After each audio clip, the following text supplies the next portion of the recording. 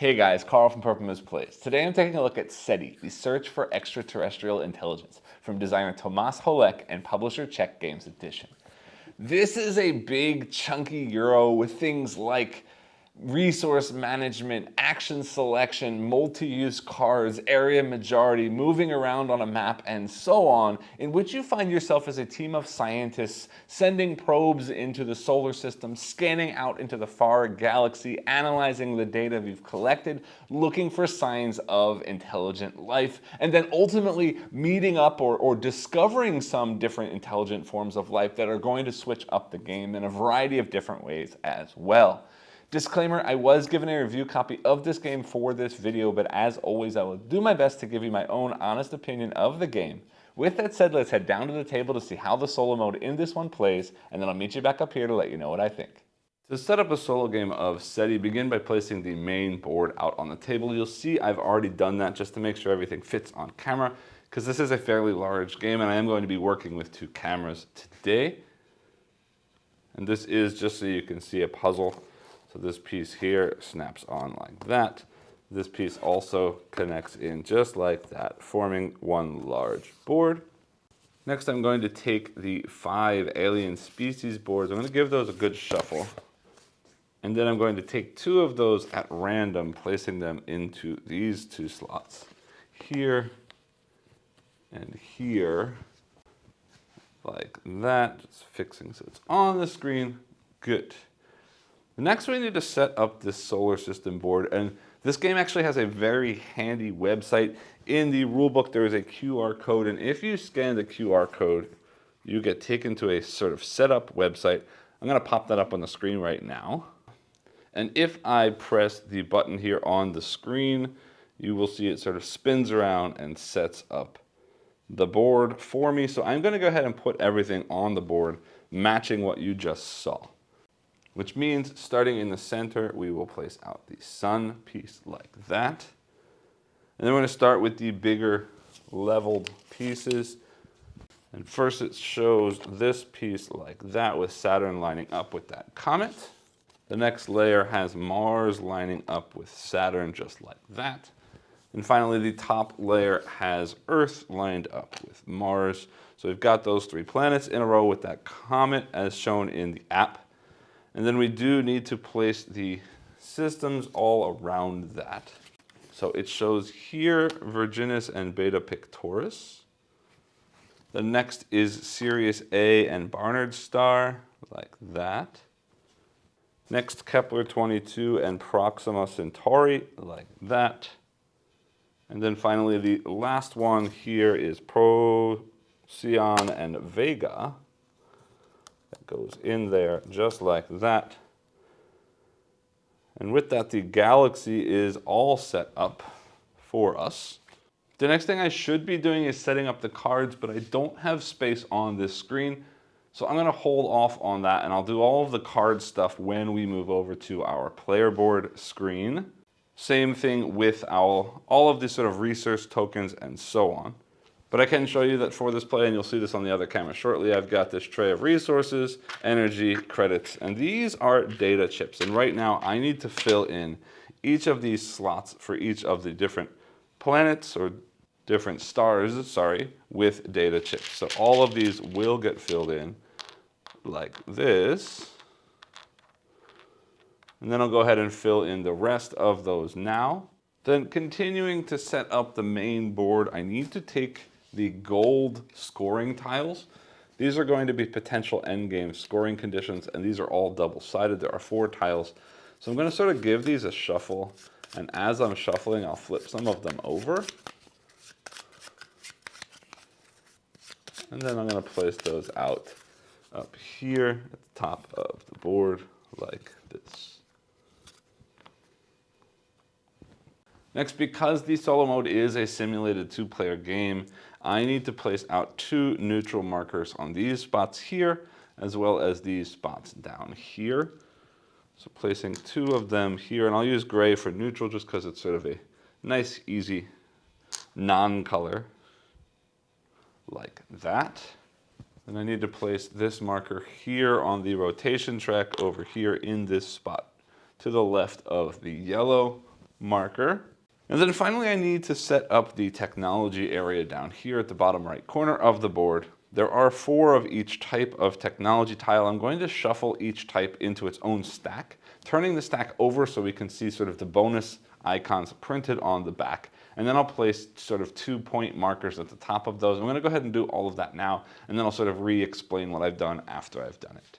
All right, just to show you the last one, they all are all there except this one. So see all of these tiles, all of these tiles are the same on one side.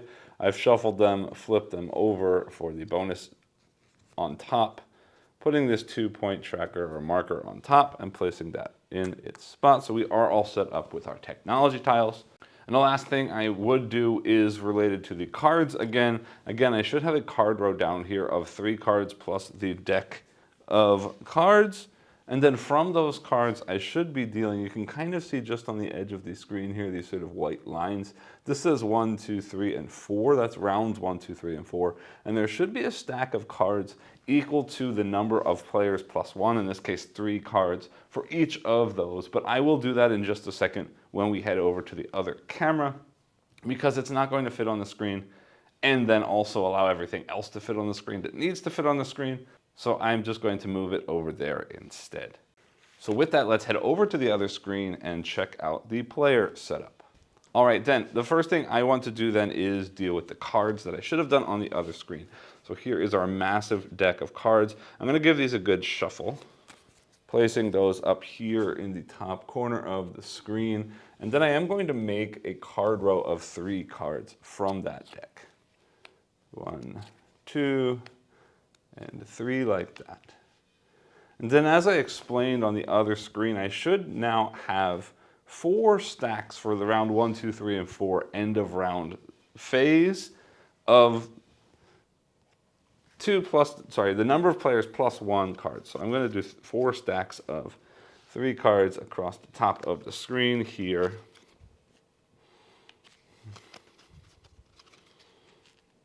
Three and 4 like that. And then I'm going to mark the first one of those with this token here. This is going to remind me that whoever takes a card from this deck first will need to rotate the solar system. Then I need to start my player setup. I'm going to take a player board, and then I need to take all of the components in my color, which I'm going to obviously be playing purple because, yay, this game does have a purple option. So I'm going to take this purple card here. You'll see actually starting on the other side. This will explain setup in a minute, which I will go into in just a second. Then I need to take these purple markers, as well as these probes in my color, like that. Actually, let's do this just so I have more space here. Then back to the main screen for a minute. I've got this 100-point marker I'm going to place here at the end of the score track so that when I pass that point, I will take that marker. And we're going to start, this here is my score tracker. I don't know where it's going to start yet because we're going to need to determine player order. And I might as well do that right now, actually, while I'm here, flipping a coin to see who goes first. It looks like I will be going first. So because I go first, I start at 1 point on this track. And then I'm also going to take this marker here, my publicity marker, and that gets placed at level 4 on the publicity track. That also means then coming back to my player board, I am the start player. So I'm going to place that here somewhere, and we'll move that around as need be. I'll put that right there. That marks that I am the start player. And then based on this card right here, I'm going to take my starting stuff. So I'm going to start with 4 publicity, which you just saw me mark with my publicity marker on the main board. I get 4 credits, 3 energy, and 5 cards from the deck. This question mark means not from the card row, but from the card deck. And then I'm going to place one of those cards slit underneath this card in just a second. I'll show you that. That's going to sort of become my income. So let me take those 5 cards. 1, 2, 3, 4, 5 and place those down here. And then we also need to take 3 energy and 4 credits. Whoops. And then I'm going to sort of quickly go through these cards. You won't know what any of them mean yet, but down here in the bottom corner is what this card will become as income if I slide it under that card. And I need to choose one of them to do that right now. So these 3 will become a credit, and these 2 will become a random card pull from the top of the deck. Realistically, this early in the game, I'd kind of like to have some money. So I'm going to set those aside. I'm not going to explain what any of the cards do yet because you don't know what the sort of rules or the actions of the game are yet. So let's take a look at this one. This is going to be publicity, move 1, scan in a sector twice with one of my probes. 2 move, every time I gain a planet I can move instead of publicity. That's far moving. And here, when I visit Mercury, I get a card. When I visit Venus, I get a publicity. I don't love that. It's free. It is a move, though. But this gives me lots of move if I decide to do that. Yeah, let's tuck this. So we're going to take this, flipping that over. And you'll see now down here in the bottom corner, from now on at the start of every round, we will gain 3 credits, 2 energy, and 1 card. And now because I'm slotting this in here, I will now be getting 4 credits instead of 3. And also at the time that this gets added in as income, I also get that thing. So right now I'm going to also get 1 more credit. So I've got 3 energy, 4 credits, and now I am going to get 1 additional credit for having tucked in that credit income. This is my starting hand, which I'll explain in a little bit. But first, let me go ahead and finish setting up for the AI. For the AI, we're going to first choose a difficulty level. In this case, I will be playing at level 2 simply because it's not incredibly difficult and I don't want to get completely destroyed on camera. But level 2 is the first level that introduces these sort of goal cards or goal tiles.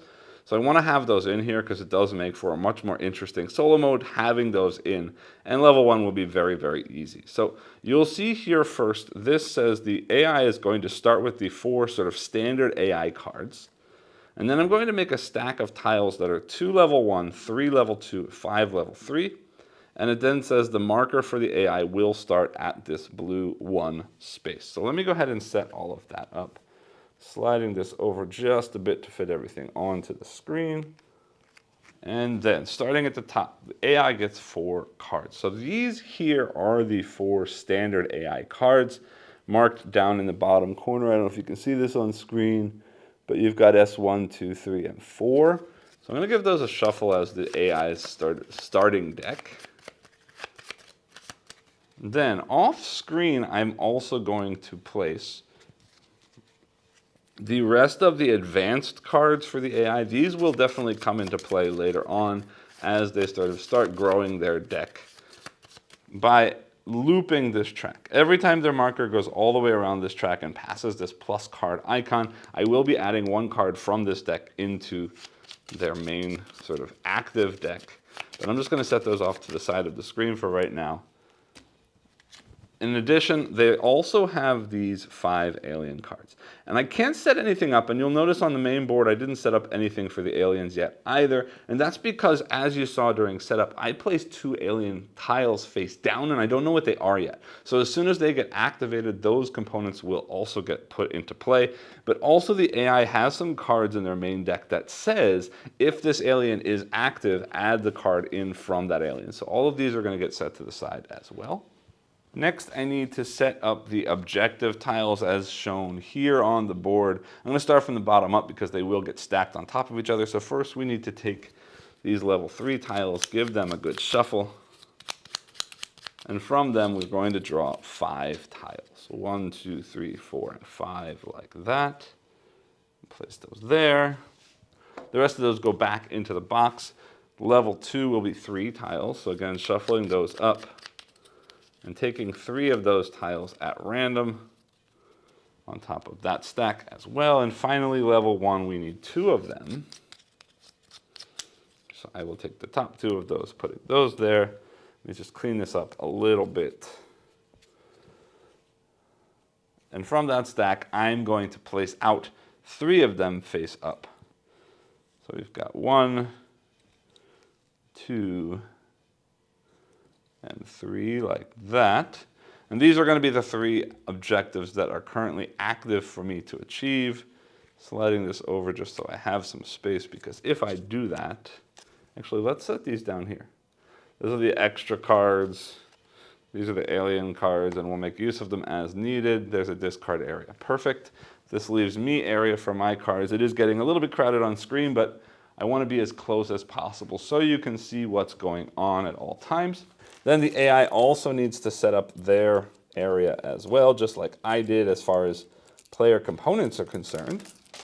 So they also have their player markers. I will be making them green this time just to make things stand out from the purple. Means they also have their green probes. Again, this is all slightly off screen, but that's okay. You can see it as they get used. And then coming back to the main board again, they get their 100 token. And now because they're going second, they will get 2 points to start. And they will also start with 4 publicity, just like I do.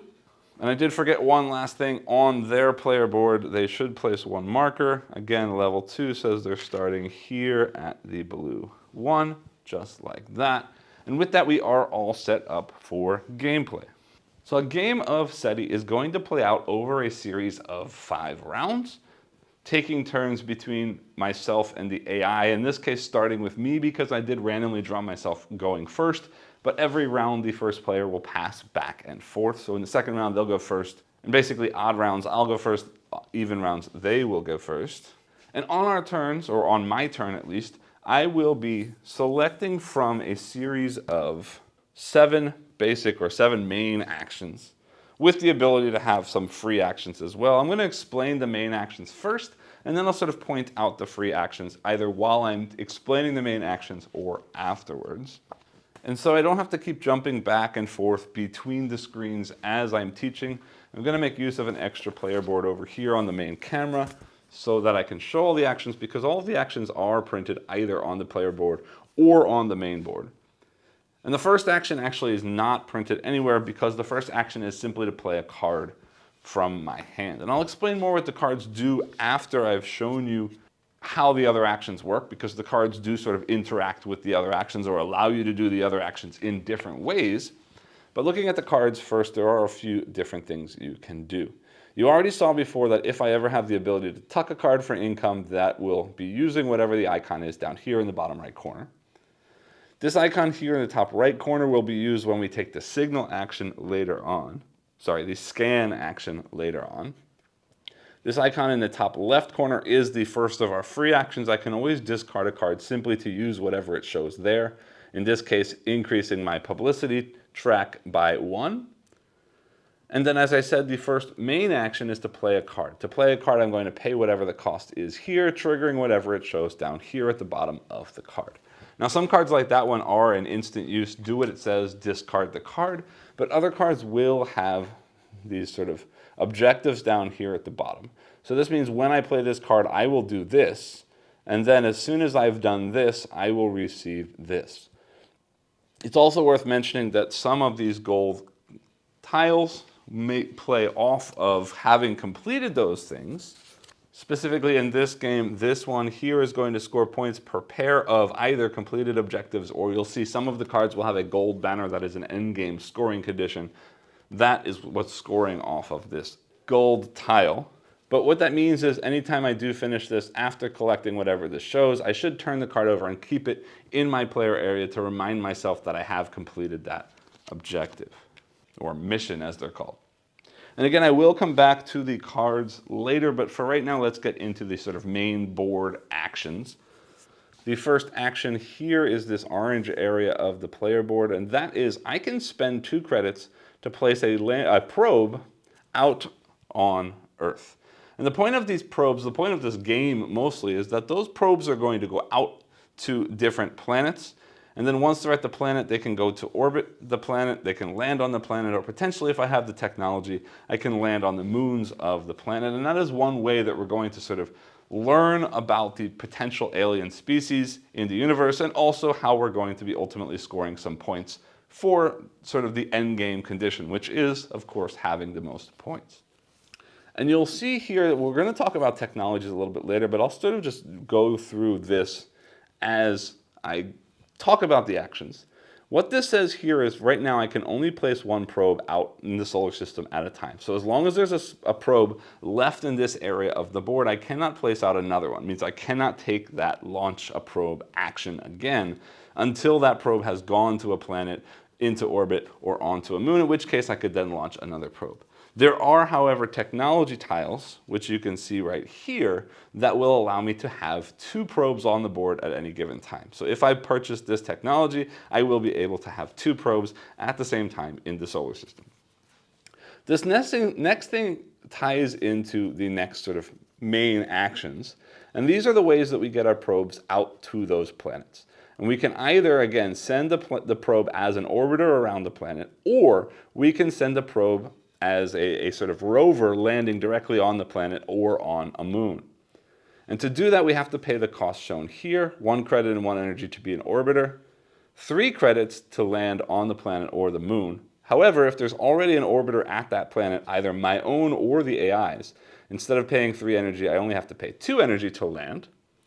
But in order to do that, we have to move from Earth to the planet that we want to go to.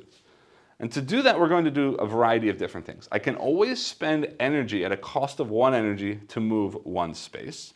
I showed you before that some of the cards as a free action can be discarded to move. You will see that some cards at the bottom here also have move actions attached to them. But in any case, for a cost of 1 movement, I will move 1 space orthogonally around this board. And you'll see later on, as I explain, this will start spinning based on this rotation sort of phase that happens at different points throughout the game. And if you're in a location when it spins, you might get carried and or pushed by the board to a different sector. So that's another way to sort of help yourself move around the board without having to actually spend those movement points to get there. You will notice that some of the locations, though, have asteroids. In order to leave a location with an asteroid, you will need to spend 2 movement to get out of there. It's a difficult maneuver. In addition, as you're moving along these areas, anytime you land on a location with a planet or a comet, you will see, as printed there, you will move up once on the publicity track. And the reason I point that out is because there is also a technology here that will change the amount of movement required for the asteroid to be only 1 movement instead of 2. And additionally, anytime you land on an asteroid or move to an asteroid space, you will also get a publicity for that space. So when you go into orbit or when you land, you're going to place that probe onto the corresponding location at that planet. If you're the first person there, you will get whatever it shows within the circle you're placing. And then anybody who places at those locations will take all of the things as printed on there. And I'll explain most of what that is as we get into gameplay, but these green sort of winged circles are points. These blue square or diamonds are receiving data. Anything you see that's a gray circle or a colored circle with these 3 lines is going to be picking up signals from the solar system, sort of scanning for data or signals that are coming in. This business sort of upward progress arrow is increasing your income by tucking a card under. And the most important thing I want to point out right now, anytime you land on a planet, you see this yellow sort of inverted triangle.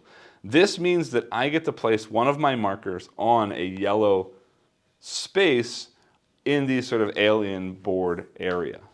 And these inverted triangles are sort of traces of alien life, which is basically what we're searching for, as the game implies. SETI, SETI is search for extraterrestrial intelligence. So by landing on the planet, we may find traces of extraterrestrial life in our solar system on these planets.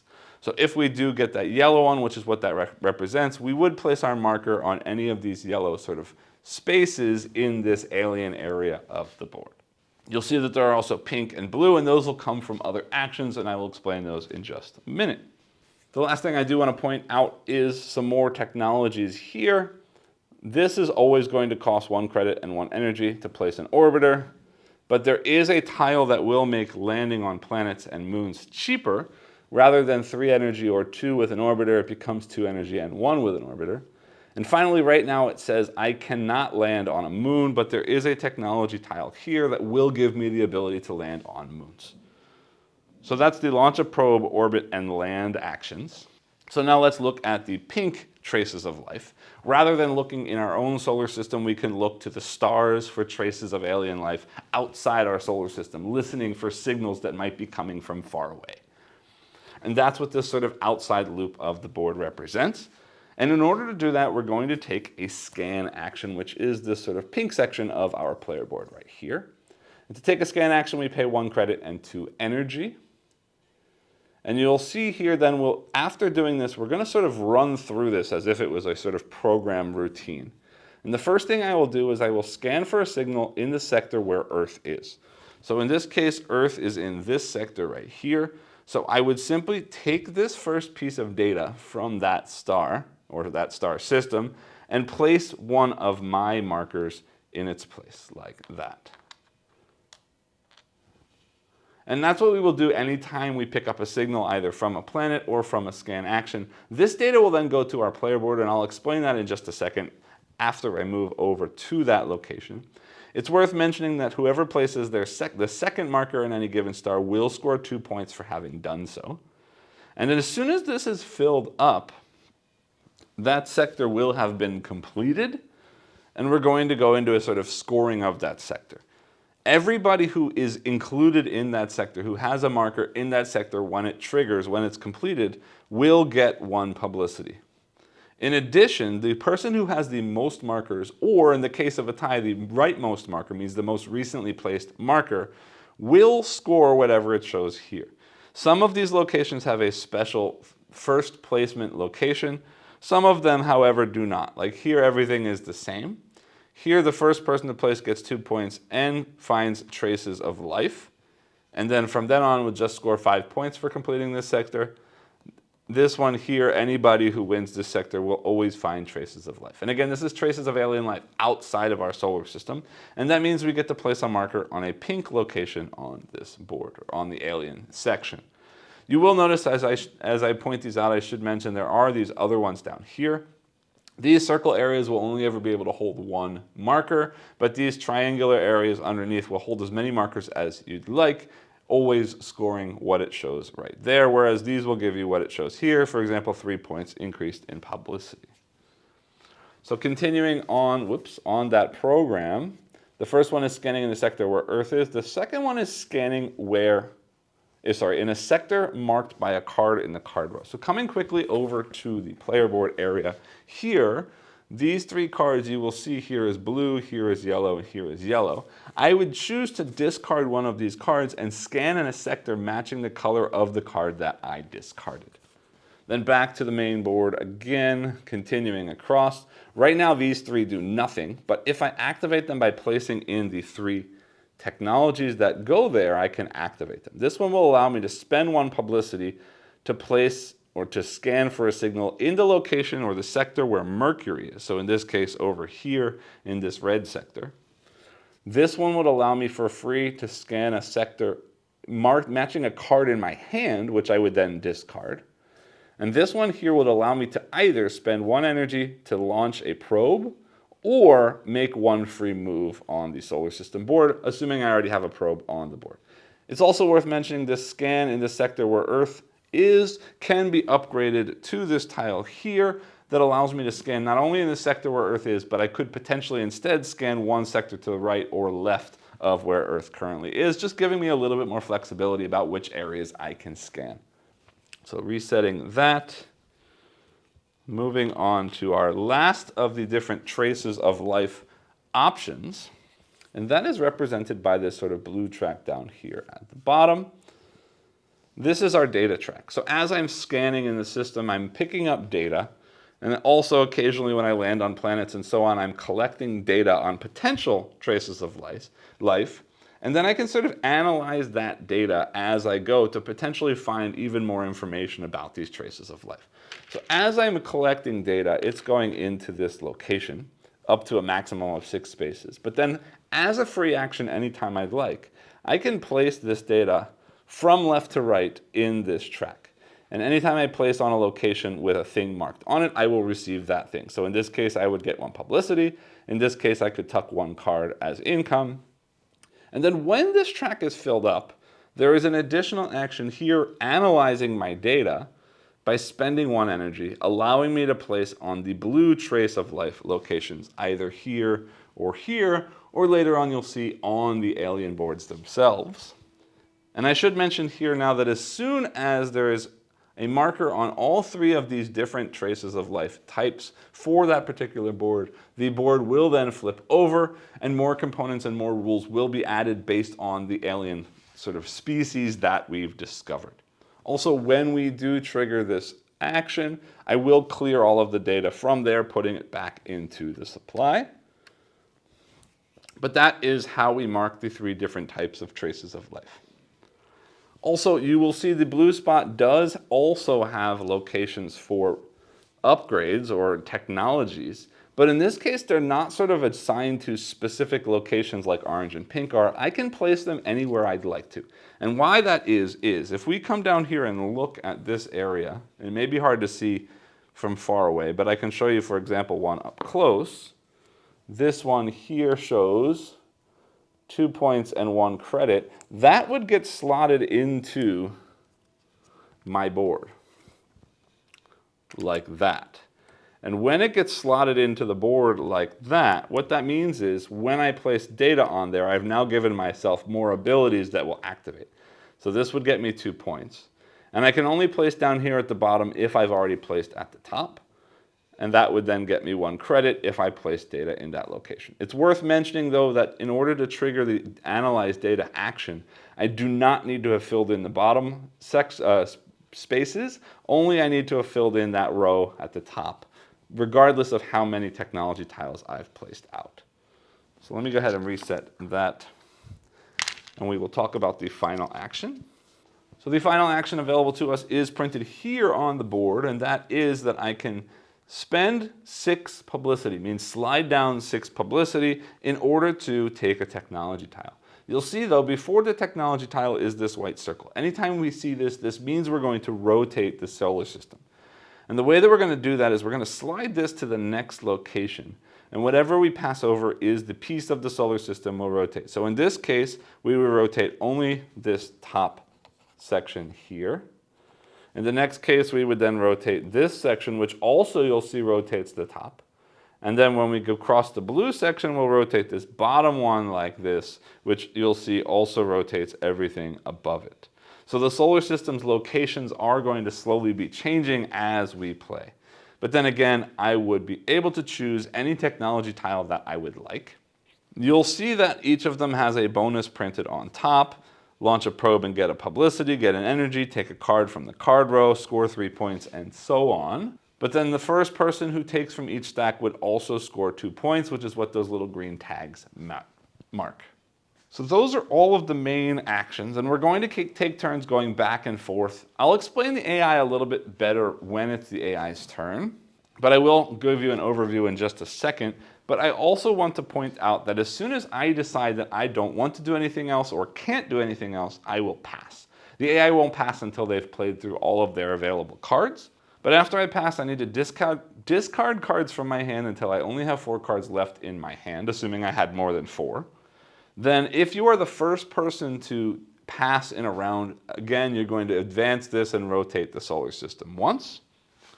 And then finally, those 4 stacks of cards that I set up at the beginning, you will take the stack of cards from the chapter or the round that you're currently playing in and choose one of them to add to your hand. And we will continue doing that until we've played through 5 rounds. And again, whoever has the most points at the end of the game is the winner. Now, there are a few other things that we can do for free actions. I've already explained putting data into your data track. I've already explained using cards for what's printed in the top left corner. I've already explained sort of a little bit about missions at the bottom of cards that are played, and I'll explain more of those as they come out in gameplay.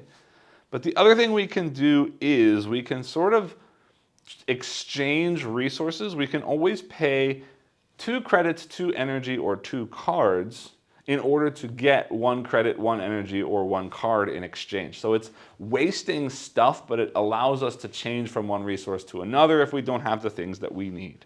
You can also see printed on the board here, I can always spend 3 publicity to take 1 card of my choice. And anytime you see a card of your choice means this symbol without the question mark, it means I can choose from any card in the card row or choose to take from the top of the deck. So that's basically it for the game. I know that's a whole lot to take in, and there will be more when the aliens come out, but let's go ahead and stop there. Coming back to the player board area for a minute, I just want to explain the cards that I have in my hand, and I also want to explain a little bit basically about how the AI is going to work. So first, let me focus on the AI. There are 2 things I want to talk about. First, how the AI will work. On their turn, they're going to flip over this card. Starting at the top, they will go through each possible action, choosing the first action that they're able to do, and I'll explain that in detail when they take their turns. But the other thing I want to point out here are these missions. You'll see printed here on the AI's board, at the end of each round, I need to turn in a number of completed missions. So at the end of the first round, I have to have completed 1. At the end of the second round, I have to have completed 2 additional missions.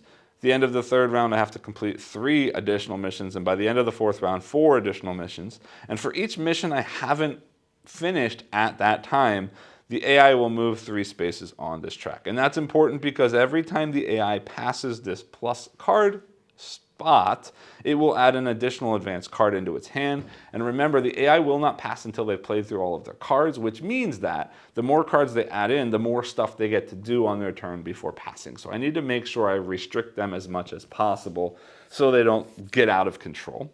So looking at those 3 tiles for right now, the things that I'm focused on is I need to either land on a planet or moon or complete a sector. Means win this sector that's completed.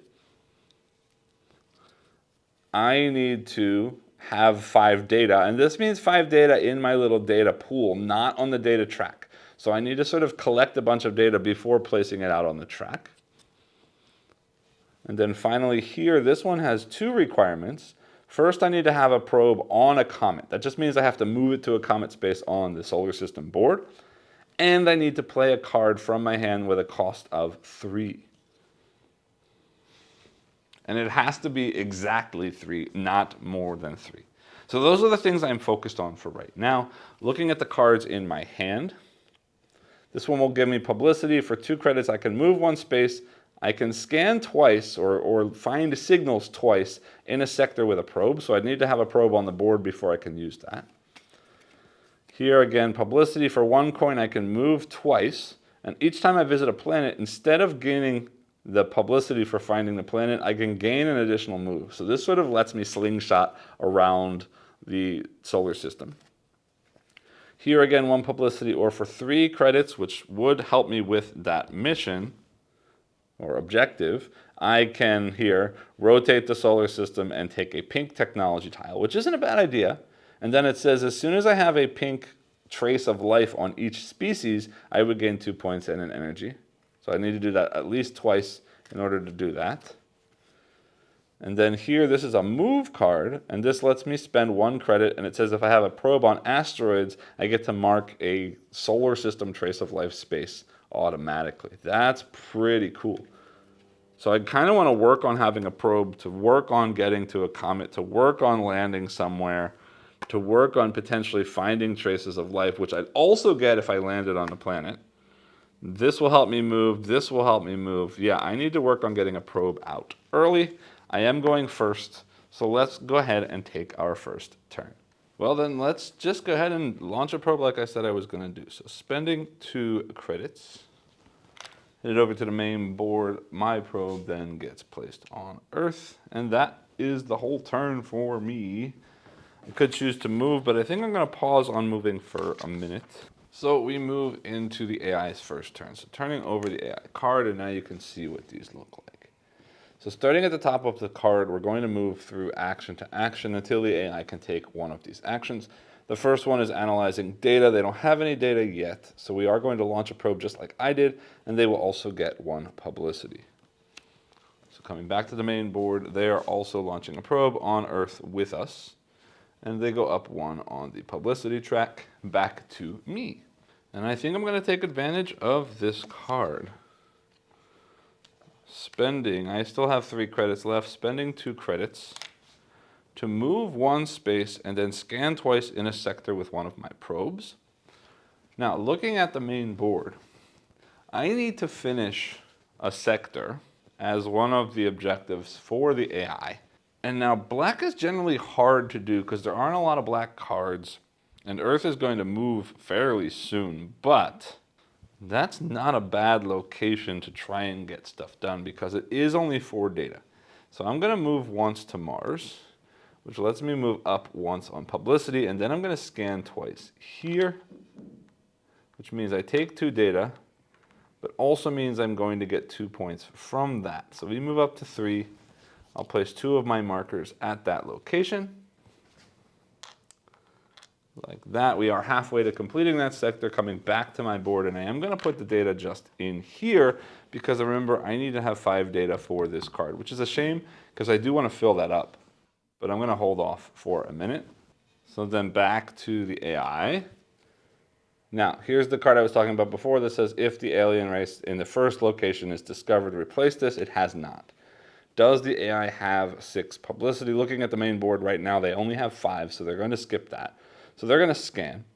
When the AI scans, they're going to do whatever it shows here. Plus, if they had a pink technology, they would discard that technology to also do this. They don't currently have that. So they're going to scan once at Earth and then once at each of the leftmost 2 card colors, which we can see right here are blue and yellow. So I'm going to discard that blue and yellow card. And they're going to scan at a blue, at a yellow, and at Earth. Well, that works out really nicely for me because that means they're going to do that, which is great. They will also then scan at blue and yellow. And they're going to go through a few priorities when they are placing out. First things first, they're going to try and win a sector if they can, which at blue and yellow they can't currently.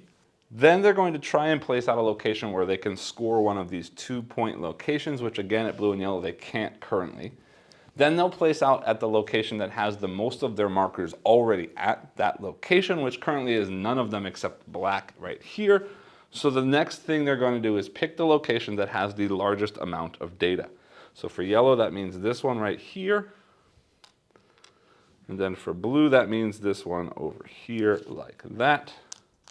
Then coming back to the AI's board, the AI will always place their data out when they can. So they're going to increase their publicity once for having placed there.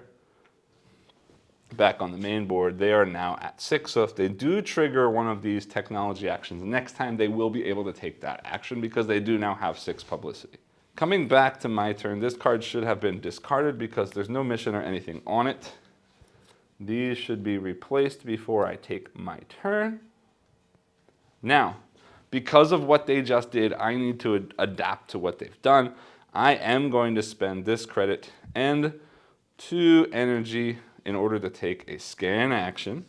And based on what I have available to me right now, that means Earth and 1 card. And just looking now so we know what's available to us, yellow and red are my options. So at the main board, Earth means I take this and we will complete this at the end of the round, which is great. But then also yellow, I see that if I take a yellow action, or yellow scan, I will place there and gain 2 points for having done so, so that's also great for me. Back at my board, I placed that data there. Still doesn't trigger anything yet, but that's okay, because now on the main board, I am completing this, and when we complete, we do this. Everybody who's got a thing there gains 1 publicity. So he goes to 7 and I go to 6. Then whoever is second place will leave 1 piece at that location, and I will take, or sorry, whoever wins that location, which I just did, will take whatever is the spot. In this case, there is a special one. So I'm going to get 2 points and be able to place on a pink trace of life location, which means here are 5 points and a publicity, 3 points and a publicity. Clearly, I'm going for the 5 points in publicity, so I am up to 12 and 1 more publicity. The rest markers go back into my supply, and then we refill that planet, sorry, that star, with data to fill up the rest of those slots. So we've got 1, 2, 3, like that. And that is the end of my turn. Back to the AI. We've got this one here. Again, if the second alien was discovered, it's not. So that doesn't happen. Now, this says they're going to move a probe on the board, if there is one, trying to get to Jupiter first within 3 spaces, then Mars, Saturn, and so on. If they had an orange technology, they would land on the moon of that planet. They don't. So the next thing here is they will orbit and then land. So they're trying to orbit if there's a location that still has the first player or the first placement bonus, trying to get to these planets. So let's look and see what they can do with that card. They're trying Jupiter first. And from here, Jupiter is here. There's no way they get there in 3 moves. Next is Mars, which is easy because that is right there. So they're going to Mars, and then they're going to orbit Mars. So this goes to Mars, which they're going to place here, scoring 3 points. 1, 2, 3. They will take a card, scan where Mars is, and they take an income. Well, back at the AI board, they will never take cards or income. Cards means they move this 1 space. Income means they move 1, 2, 3, 4 spaces. And now they are scanning where Mars is. So back at the main board, Mars is here. They are going to take that data right there, which scores them 2 points. 1, 2. And this data comes back to their board, which triggers, again, 4 movement here. 1, 2, 3, 4, like that. And that's the end of their turn, which means it's my turn. I only have 1 energy. With 1 energy, I can't do anything. But before I continue, I did complete this objective on my last turn, finishing that black sector, winning that black sector. So I do have that available to me. The next one we need to accomplish is winning red or yellow. Did I play a card worth 3? No, I did not. Well, I'm probably going to get a technology. I only have 1 energy left. I can't do data because it's not full. I'd like more data, but I don't have any. Actually, I think I see the perfect option right now. I'm going to, coming back to the main board, take this action of technology. So I go down to 1 publicity. This rotates here, which means we are rotating the yellow segment. Then I get to choose a technology, and I am going to choose this one right here because it's getting me 2 points, 2 data, and 1 energy. And this is going to allow me now, whenever I scan Earth, to be able to scan the adjacent sectors as well instead. Not really the technology that I wanted, but it is giving me the things that I wanted. So again, from that, I should get 2 data and 1 energy. 1, 2 data, 1 energy, and also I should then score those 2 points. So back at the main board, 13, 14. And now I have 6 data, which means I finished this 5 data piece. The next objective is have a probe on an asteroid and also complete a blue traces of life. But now I can start putting all of these in as well. So that's a nothing. This gives me 1 publicity, which I'm now adjusting on the main board, but I'm not going to go over there to show that right away. 1 here. Now I get to have an income, which could be a card or a credit. I like this movement though, but having a credit right now would mean I could place an orbiter out, although I don't know that I want to do that. Placing out a card, this is technologies could be nice to have, but I did just get a pink already. This would be really awesome. I don't want to place that. So do I want a card or another credit? Having more credits means more launching, more ability of using cards. Having more cards lets me use for these things. Also more options. Yeah, no, I'm going to do credits again. Whoops. So we're sliding that under there, which means then I do get 1 more credit for adding it right now, like that. Continuing to fill in 1, 2, like that. And that's the end of my turn. AI takes their turn again, which says, data analysis, they're still missing 2 data. 6, they do have 6. So we're going to go do a tech track for them. But before I do that, let me show you what they're aiming to do.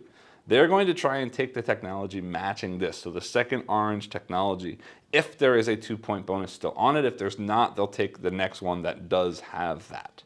But there is, so they're going to go do that. So let's come back to the main board. They're spending 6 publicity. They're down to 1. We do rotate orange now. Whoops, that's yellow. Orange rotates once, like that. And then they are taking the second orange technology, which will get them 2 points. 1, 2. And they will get 1 energy, but again, they don't get energy. That simply advances once there. And that's just going to flip over and go there. What that will do is let them land on a moon the next time they take a landing action. That's their turn. Back to me. Well then, I could play one of these cards. No, I could do this, but I don't have a probe on asteroids. I will need to for this later on. I can place out a blue right now if I want to, and I might want to. I think I can also scan. Do I like where I'm scanning? Not necessarily. Scanning Earth means I get Proxima Centauri once. There is a red. That could get me points. Or blue or yellow. Yellow could also work. Yellow and red are both nice for here. Yeah, let's go ahead and do that first then. I am scanning. So 1 credit and 2 energy, which is going to let me scan at Earth and scan at a card. And while we're here, I'm going to look at these. That looks nice to me. These both, yeah, everything looks great. I'm going to trash that one, replacing it here. So we're doing Earth and yellow. But remember, my Earth means because of my upgraded tech, I can look at these 3 planets. I'm going to pick yellow because I also just discarded a yellow card, which means I'm going to take those 2 data, placing here and here, scoring 2 more points. 1, 2.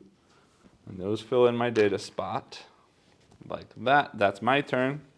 AI is done. They're passing. When they pass, they're going to shuffle these cards like that. They are going to activate the end of round, which is this rotation, which I'll do in just a minute. And then they will take and discard the top card from that deck like that. Now let's go do that rotation. This goes past blue, means blue rotates 1 time, like that. And that's why I picked yellow, because now Earth is still aiming at yellow. If they scan, they'll scan there, and potentially we can finish that one off faster. My turn. I still have things to do. I don't. Do I care about these cards? I wanted to do that, but I just used the energy on my scanning. I could trash 2 cards to get 1 energy, but I really like this card. I do like this card quite a bit. Yeah, but it might be worth it. Yeah, I'm going to do it anyway. So those 2 get trashed, trading in for 1 energy, and then I'm using my 1 energy to analyze all of this data. This data goes away, which means I get to place a marker out on a blue trace of life. And I am going to focus on this one because watch what happens if I do that. I'm going to place this here. I get 5 points and 1 publicity. So this goes up. Then this goes 1, 2, 3, 4, 5. And when I pass this location, this is going to get placed in the leftmost empty trace of life space, which is this yellow one here, which means we have just discovered our first alien life. And we've got this sort of reddish board. So let me go ahead and set that up and show you exactly what that means. This is actually the one alien race I haven't yet played with in this game, so that's great for me. We're going to learn something new on camera, and those are these guys, the Exertions. It says, found via the beacons they left behind, the Exertions used advanced mining technology to extract energy from the very core of planets. The sustained use of this technology ultimately led to their demise. Harnessing these technologies must be approached with caution. Their overuse could result in severe backlash from the public. When it's discovered, so we're going to shuffle the deck of cards for that race. Then deal 3 cards to each player. So we're both going to get 3 cards. The AI doesn't get cards, though they'll just advance that track. Then because I marked the discovery space twice here, I'm going to get 2 more. So I'm getting 5 exertion cards, which is cool. And then the rest of the deck goes to the box. Wow, that's unique for these guys. Then at this time, each player can play 1 card for every marker they placed. Played face down and not revealed until the end. Huh, okay. So let's see what those cards do. So I'm going to get 5 cards, and I get to play 2 of them because I placed out 2 things here. Then exertion milestone. These tiles represent new milestones. Players may play additional exertion cards when they reach them. All right, so let's go ahead and do a bunch of stuff. First things first, I'm going to shuffle these cards.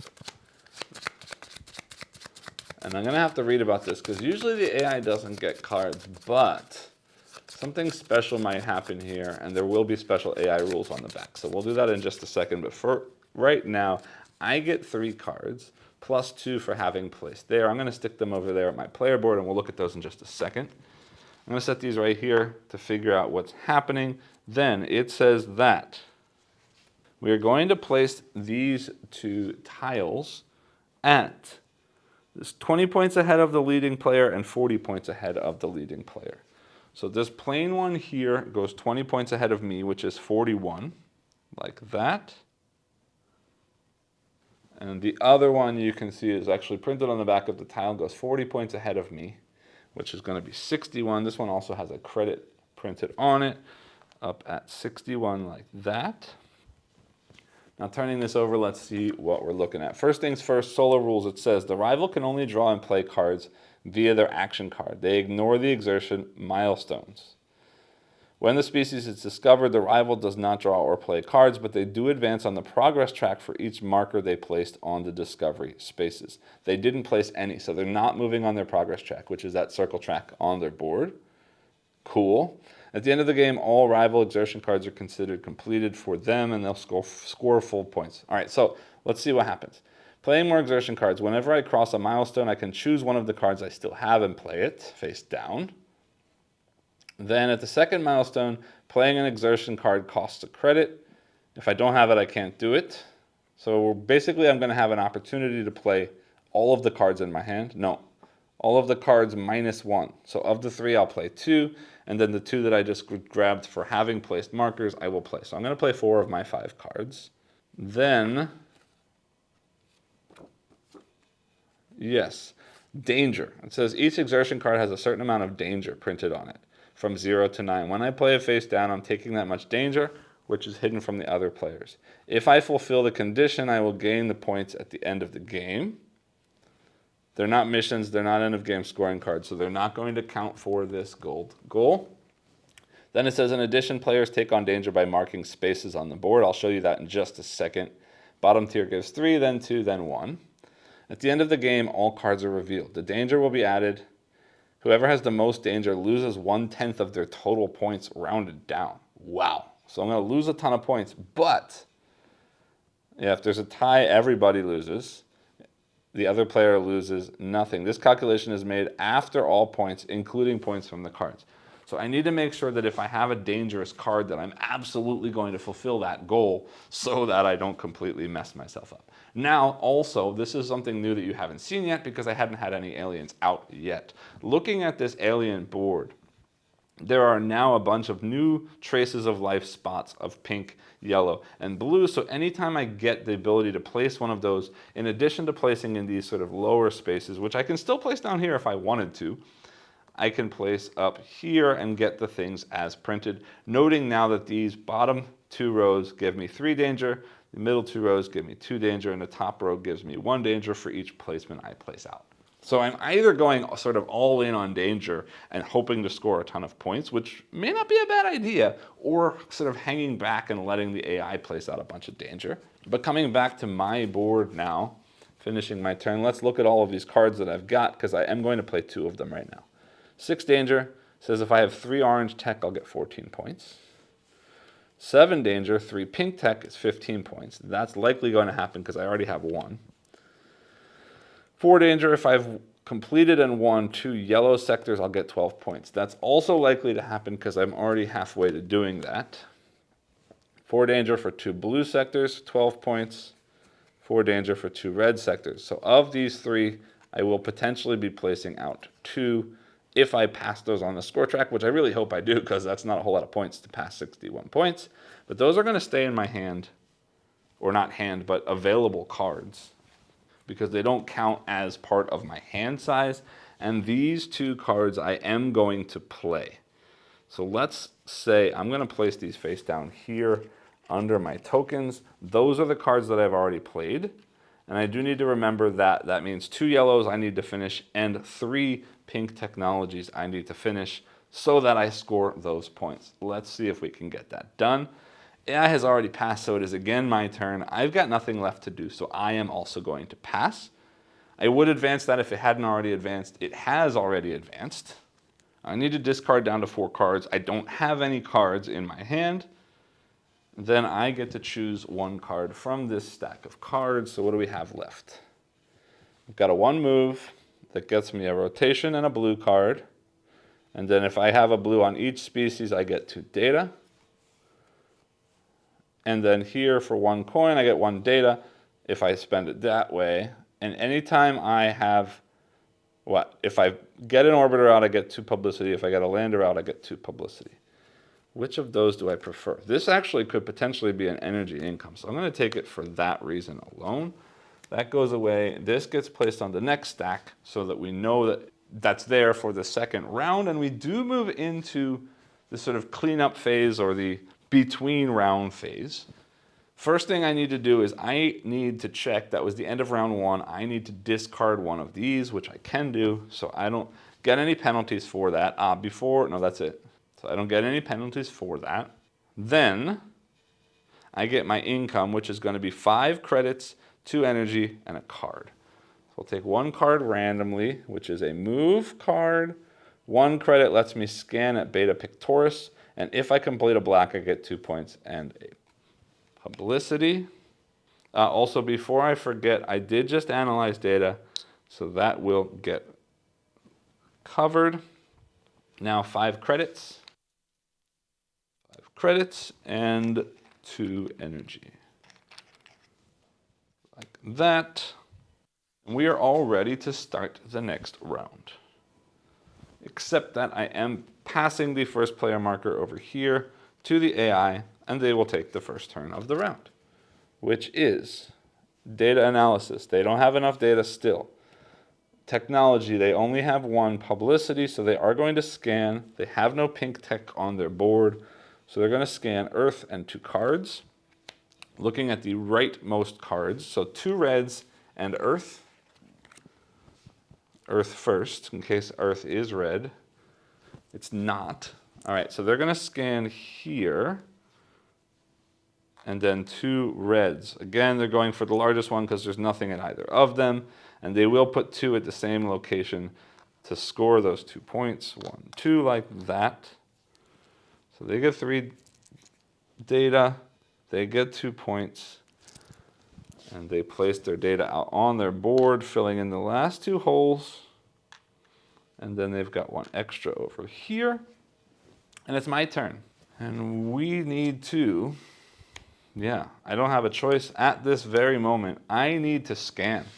I need to scan because I want to hit that yellow planet while there's a yellow card here and a yellow planet so that, yeah. Hold on, let me do this. Do that, push my publicity up to 4. It's still not enough for a tech. I would have loved to get a pink tech beforehand so that I could scan again, but I don't have that ability. So we are scanning, which is going to be sad because we're out of energy at that point. But no, that's perfect. You'll see why in just a minute. 1 credit and 2 energy to scan, which means I'm scanning somewhere near Earth and a card. We are going to do that yellow so I can finish it, which means coming back to the board at Earth is here, and yellow is here, which means we do finish that. which means we both go up once on this track like that. My guys come off. He's second place, so that goes there. I get to place one pink, sign of life. Now I could place any of these locations, but remember, in addition to what that does, it also gives me danger.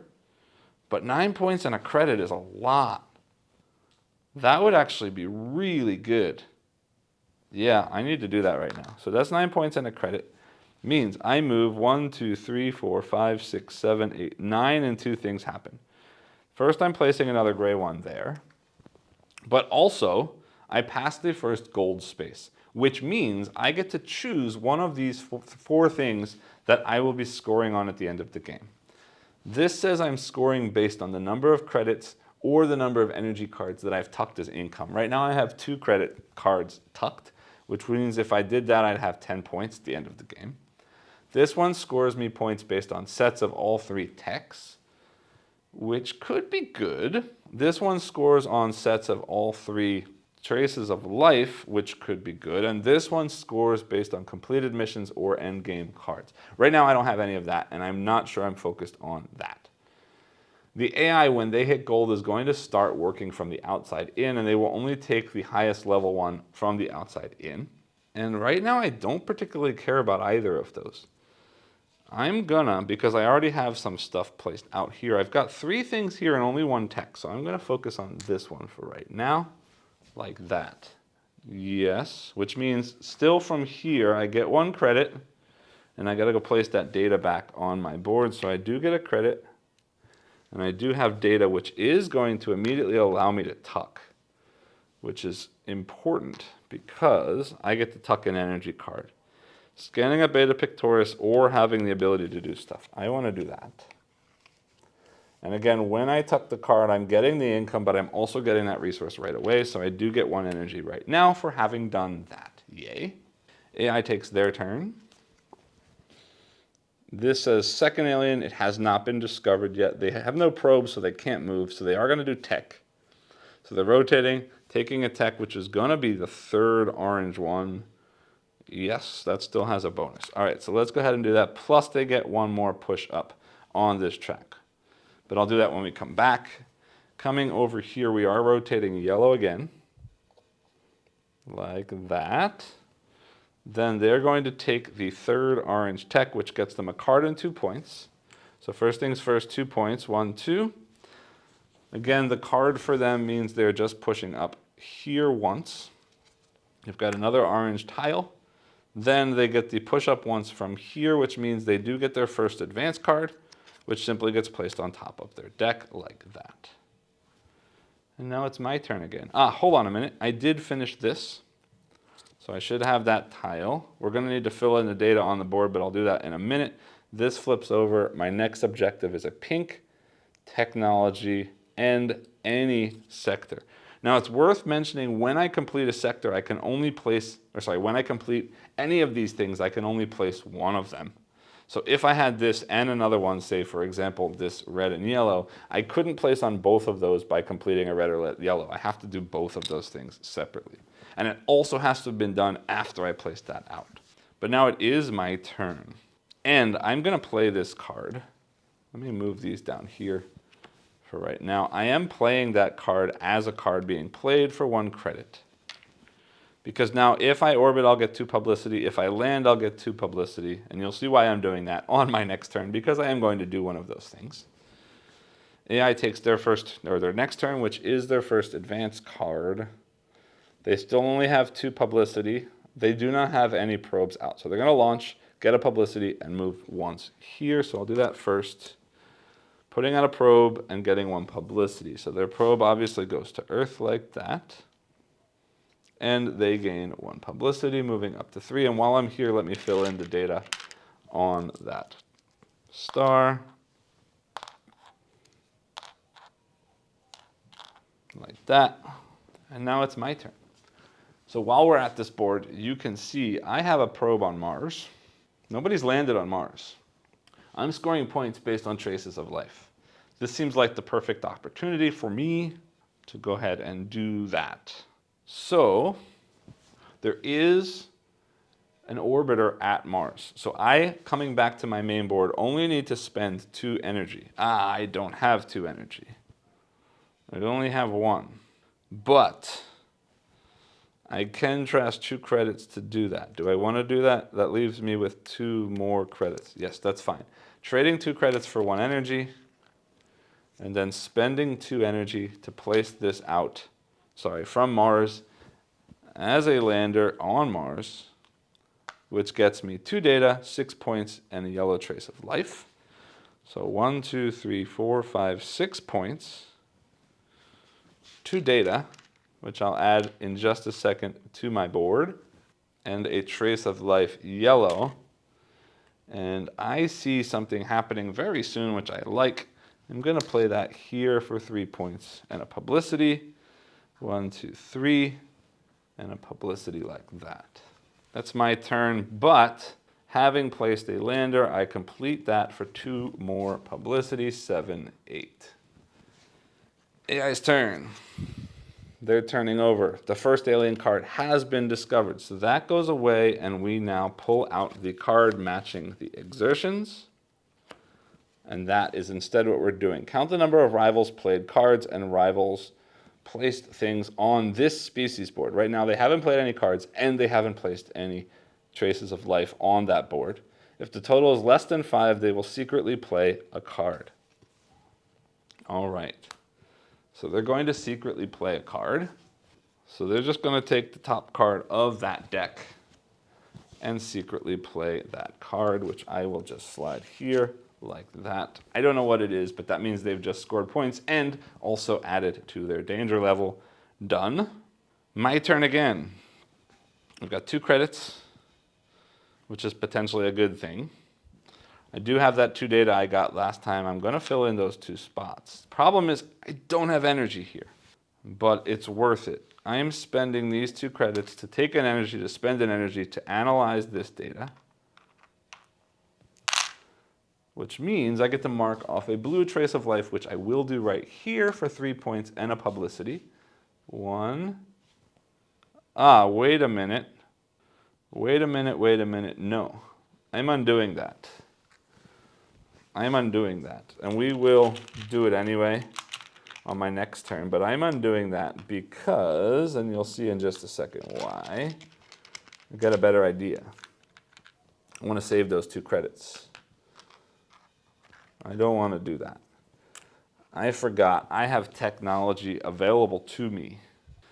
I'm spending from 8 down to 2 is 6. This rotates and orange rotates next.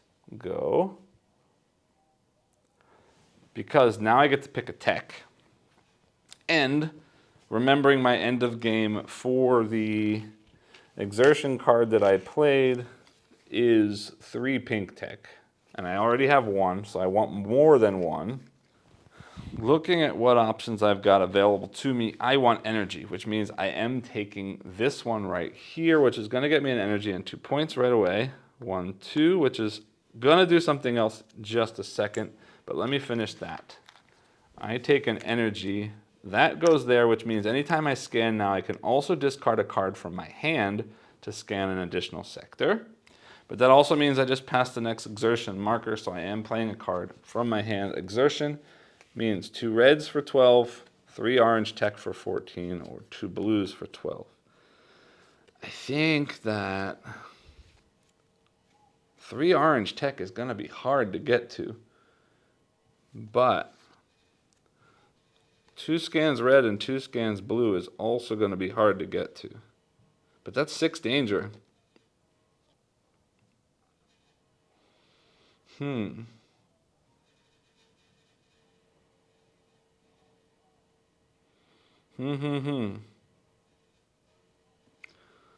don't know. Because having text would be a nice thing to do so that I can get that other endgame scoring. Reds and blues. Yeah, you know what? I'm going to play that one. Trying getting 2 red planets or sectors scanned. Also, while I'm here, I did just realize I did just get a pink technology as well. So that's that. And that's my turn. AI takes their turn. This is their last turn of the round. They are full at data, so they are going to discard all of their data to place out a blue signs of life, just like I would. If they had a blue tech, which they don't, they would also score 3 points and advance their progress, which they don't. So all of this data goes away. And they're going to place out in a blue sign of life. And when they place, they always place in the bottommost, leftmost. But before I do that, yeah, that's right. Bottommost, leftmost, which means they're going to take my spot here, which is what I was going to do next. Getting 3 points, 1, 2, 3, and a publicity, which is sad for me, but that also means the next alien species is here. We have discovered these guys here, this purple species. So let's go ahead and pull that rule book out. Oumuamua. The Oumuamua says, this 400-meter long asteroid is the first extrasolar object observed in our solar system. On its surface, we've made an amazing discovery: the fossilized remains of extraterrestrial life. Further study of these exofossils could forever alter our understanding of life in the universe. When the species is discovered, shuffle the deck, deal cards to the players who marked. I get 1, he gets 1, because we both marked once. Although him getting a card is just going to advance his progress marker. Then we are going to put that there and turn the card face up. I'll show you that in just a second. And actually, these cards don't really belong here because, well, they don't get played. But the AI will keep playing them, so I'll leave them there. So let me go ahead and do that first. So taking those cards, giving them a shuffle. I get 1 of them, which I will place at my player area, and I'll show you in just a minute. Then this deck goes here with 1 face up like that. Then the next rule says, place the Oumuamua tile in the depicted space in disc 3. So you'll see there's this extra thing. Now we've discovered another celestial object. So that gets placed on here. It clicks in right there like that. And then place 3 data tokens in there. That's now a new scannable sector, like that. And then it also tells me to place these exofossil tiles or tokens out. I'm going to put those right there, like that. Then it says exofossils, which are those tokens. When you see that icon, you gain 1 of those tokens. Some spaces on the board require you to spend those in order to place a token or a marker there. The topmost spaces can be marked any number of times, but again, you have to spend 1 exofossil every time you go there. Oumuamua counts as a planet for cards referring to planets. Every time I go there with a probe, I get a publicity, just like I would with a planet. You can place a lander or an orbiter on Oumuamua just like you do, and you can see that's marked here is the orbit space and the lander space. Also here it mentions signals. When you mark a signal in Oumuamua's sector, you have a choice. You can either mark it in the normal sector, which would be that there, or in Oumuamua. And if you see this signal with the Oumuamua marker, it says you can mark either the Oumuamua tile or the actual sector where it is. There's a 1-point and 2-point reward for the first and third markers placed out. And when you complete it, it works just like the other sectors. Everybody who plays there gains 1 exofossil, but there is no winner. It just refills and people get exofossils. Now it says here for the solo, rival also gets exofossils. They mark spaces that require payment of exofossils only if they have enough. It says when they resolve this icon, they always mark the Oumuamua tile. All right, so there's that. Coming back over to my board, that is the end of the AI's turn. But I want to show you the card that I just got. It is 2 publicity, which is very cool. For 1 credit, I can scan in the sector with Oumuamua, and if I have at least 3 exofossils, I will spend 2 of them to gain 11 points. That's pretty cool. Yeah, that's pretty cool. All right. But the first thing I want to do is I want to spend this energy to analyze data like I was going to do the last time. So I'm going to place 1 of my markers out. So now I have a choice. I can place in these locations that's going to give me lots of points, but also gives me danger. Or I can place over here. And seeing that, I want to potentially collect those exotiles for that card. I'm going to play in this slot here. That gets me 3 points, 1 alien card, and 1 exofossil. So I'll take one of these. I'll gain 3 points, 1, 2, 3. And I can take one of these 2 cards. This one lets me land for 1 credit. That's amazing. And if I land on Oumuamua, I get 3 points. And if I have one of each thing for this species, I get an exo credit. That is a great, great card. Plus, it's a black card, so if I discard that from my hand, that means I can scan black. That's great. So I'm taking that card. I'm taking an exofossil. I also want to show you that these cards here, their trade-in here now is a point and a data, which is also very cool. That's my turn, but refreshing that card like that, which is 1 credit for an exofossil, and then anytime I place a trace of life, I can check off one of those things. Pretty cool. AI is done, they're passing, they shuffle these cards.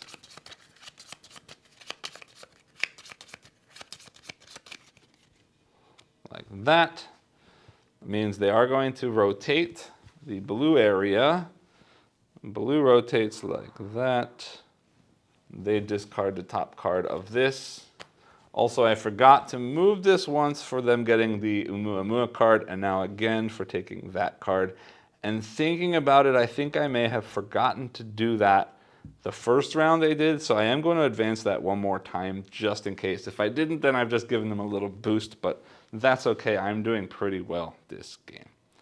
My turn. I still have stuff I can do, but I don't have any probes out yet. So I'd like to get a probe out. So that's what I'm going to do for my final turn this round. Spend 2 credits to place out a probe on Earth. And that's the end of my turn. So I am also going to pass. We've already rotated. I don't need to do that. I only have 2 cards in my hand, so I don't need to discard anything. Then I get to take a card from here, which is going to be either 1 credit to remove a lander from any planet to mark another trace of life. Could be pretty cool. Or a free movement, and if I visit asteroids, gain a data. I need to visit an asteroid anyway, coming up from this objective. Free is nice. Free movement is nice, because I want to use this lander at some point. Yeah, I'm going to take that one. That goes away. This marks the next one. We move to round 3, but before doing that, I need to discard 2 tiles, which is a little bit scary, because now I'm out and I need 3 the next round. We are getting somewhat close to some of them, but yikes. Then I take income, which is 5 credits. 1, 2, 3, 4, 5 credits. 3 energy now. 1, 2, 3 energy. And 1 random card. Ooh, that's wonderful. 1 with 2 movement, ignoring restrictions from asteroids this turn. Wow. Huh. Well, that's not what I was hoping for, because I'd like to use this. Okay. That's great. All right. And I'm going first this turn. And right away, I'm going to spend an energy, and you'll see why in a minute, to do a movement. And then I'm going to play this card for a free movement. So that's 2 movement. And if I visit asteroids, I get a data. And you'll see, doing that on purpose, that's my energy movement. That's the movement from the card. I did visit the asteroids. It means I do get a data. And I might as well slot that in there like that. Which means I've also now visited an asteroid, and I finished that objective. And actually, let me rewind for a minute, because I had a plan and messed it up. Back at the main board, instead of going 1, 2, what I really meant to do was go here 1 to get a publicity, visiting a comet. Oops, that's not me. Visiting the comet and then visiting the asteroid, which means I can't do both at the same time. Can I? Yeah, I can. So the first move with the energy marks this visiting of a comet as well. Yay. Drawing a new objective is an orange tech and a lander. Well, guess what? That's wonderful as well. AI's turn. Ooh, the exertions are back. They have one played card. They have nothing on the tile, so that's only one. So they will play another card secretly. So that gets played in there, and that's their turn. My turn. And now I am going to, for 1 credit, play this card. Moving twice, ignoring restrictions. I don't care about the ignoring restrictions part, but I am moving twice. Into Mars, into Oumuamua means 2 more publicity, like that. Again, I'm done. Their turn. They don't have any data. Oh, they do have one, and it should have been slotted. I missed that. They are going to place out a probe. No, they already have a probe out. They only have 4 publicity, so they're going here, moving 3. Let's see what happens. Hold on. They do also have an orange, so they will be landing on a moon. Let's see what happens. All right, so 3 movement from here, trying to get to Saturn can't happen. Trying to get to Mars, 1, 2, 3, absolutely can. They're going to Mars, and they're going to land on a moon because they have this orange tile. So landing on Phobos Deimos, they're going to get 2 income actions and 8 points. So they go there. 8 points is 1, 2, 3, 4, 5, 6, 7, 8. Plus, over here on their board, they're getting 2 income. So they're going up 8 times. 1, 2, 3, 4, 5, 6, 7, 8. Getting 1 more advanced card like that. This technology goes bye-bye. And back to my turn. Again, for 1 credit, I am playing this card, which says I get to land, and if I land on Oumuamua, I get 3 points. Well, guess what? I am on Oumuamua. I am landing on Oumuamua. Gets me 3 data, 9 points, and 2 exo fossils. So I get those, 3 data, which we'll deal with in just a minute, and 9 points. 1, 2, 3, 4, 5, 6, 7, 8, 9 means I pass another gold marker. I don't know about tech. This gets me 10 points already. I don't think I'm getting more, but it gets me 10 points already. I'm working on 2 missions. Yeah, I'm going to take that. So we come back, 3 exofossils, 3 data gets me a publicity, another one of these, and the ability to tuck something if I put it there. I'm not putting it there yet because I don't want to tuck this card, because scanning in a sector with Oumuamua might be a thing. I also forgot I should gain 3 additional points, 1, 2, 3, for having landed on Oumuamua. Like that. Yay. AI's turn. They've got only 4 publicity. There is no lander or probe out there, so they're going to scan. They have no pink tech, so they're scanning twice at Earth and once on the rightmost card, which is red. So Earth, Earth, red. Earth, Earth is these 2 blue right here, which does get them 2 points, which I'll do in just a minute. And then red is here or here. There's no winning. There's no points. This has the most green, so they will place there. Now, while we're here, they did just cross their first gold space. No. They will cross their gold space, sorry, right now. They take the 2 points from there. They've crossed their first gold, which means the card they just played shows right as the choice. They're going to place in the rightmost empty main thing, which unfortunately means they are taking that one. But I don't know that I'm going to get blue text because I'm focused on pink and then potentially orange next for those exertion cards. Going back to their board, they place their 3 data, which is 1 publicity, and then up 4 on this progress track. 1, 2, 3, 4. 1 publicity pushes them to 5. Now it's my turn. And again, I am scanning. Whoops, hold on. Replacing this card. I'm playing this one for 1 credit, which says I scan in the sector with Oumuamua. which I want to do for a couple reasons, because I need to get some red wins for that exertion card I played, so that goes there. Again, I get a data, but I don't want to use it yet because I don't have any cards to tuck. But I do have at least 3 exofossils, so I spend 2 of them and I get 11 points, and that card is now completed. So I'm going to stick that over here as a completed mission.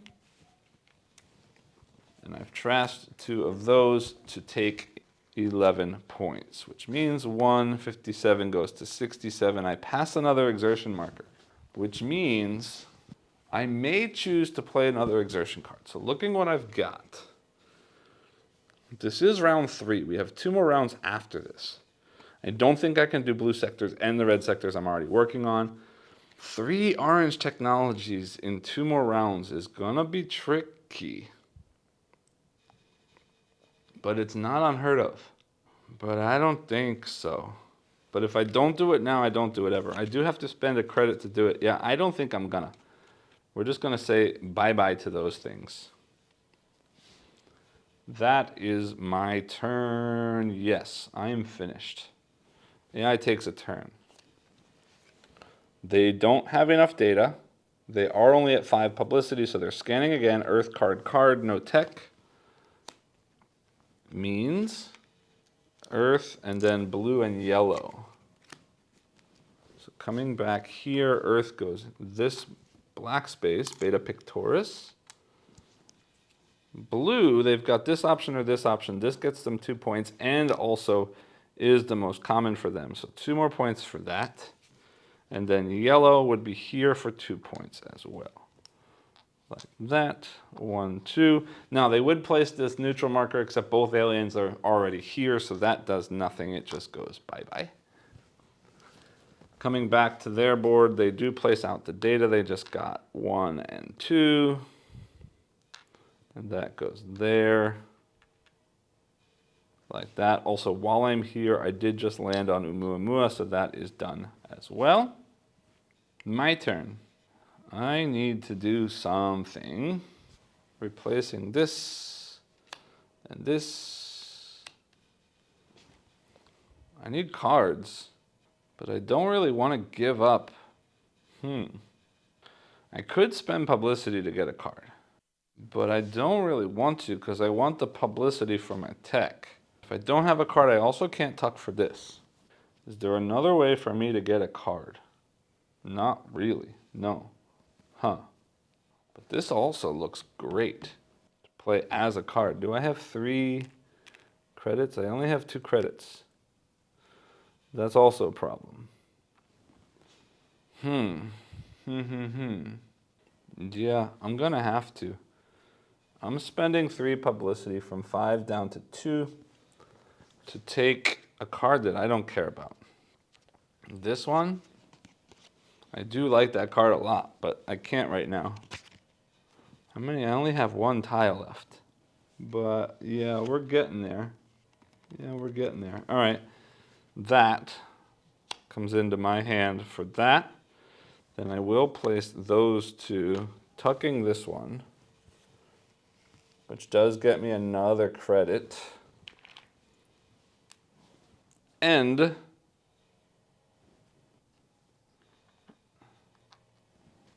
I still haven't taken an action. Those are all free actions. This replaces.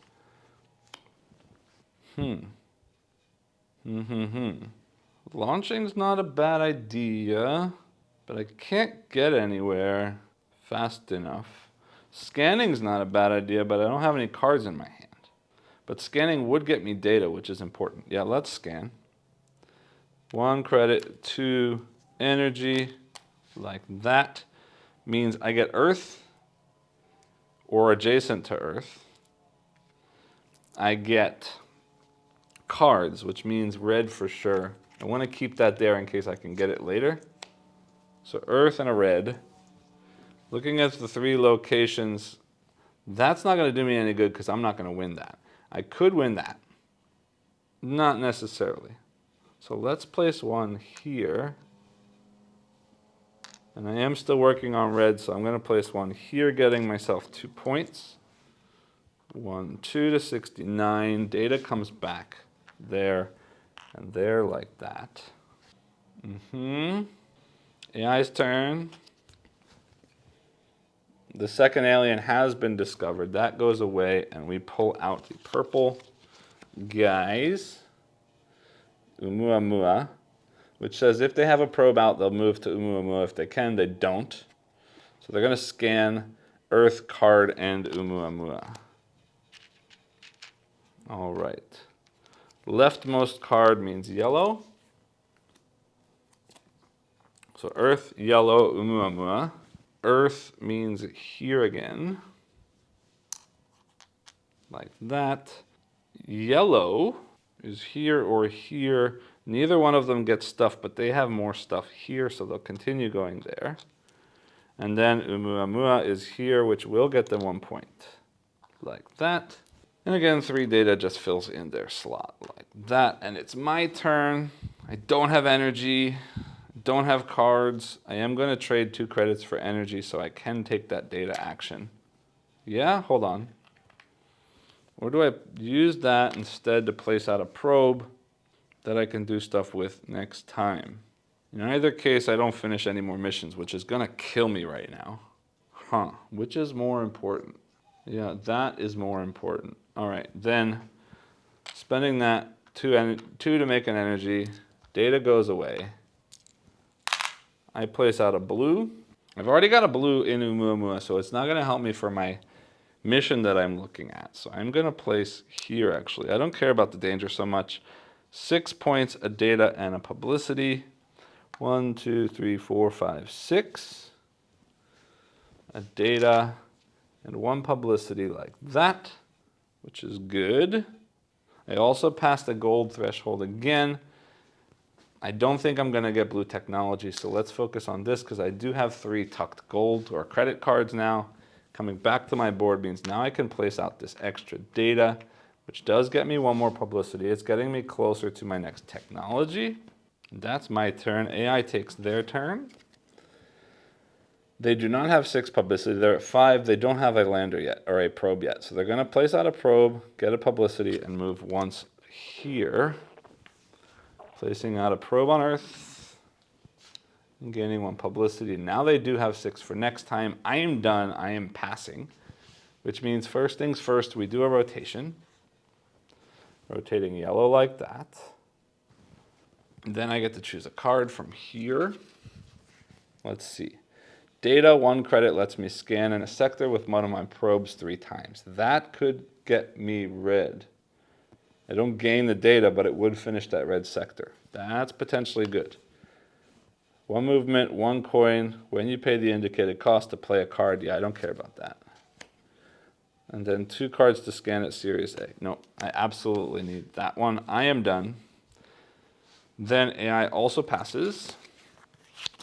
This is where the AI is going to smack me a little bit because I only have 1 tile to trade in. I need 3 at the end of the 3rd round. Means they're going to move twice. This times 3. So 1, 2, 3, 1, 2, 3, like that is that. They take a card from here, but it doesn't matter because those are gone now. This is now entering into round 4, like that, which means they will be going first this round. But before that happens, I need to take income, 3, 4, 5, 6 credits.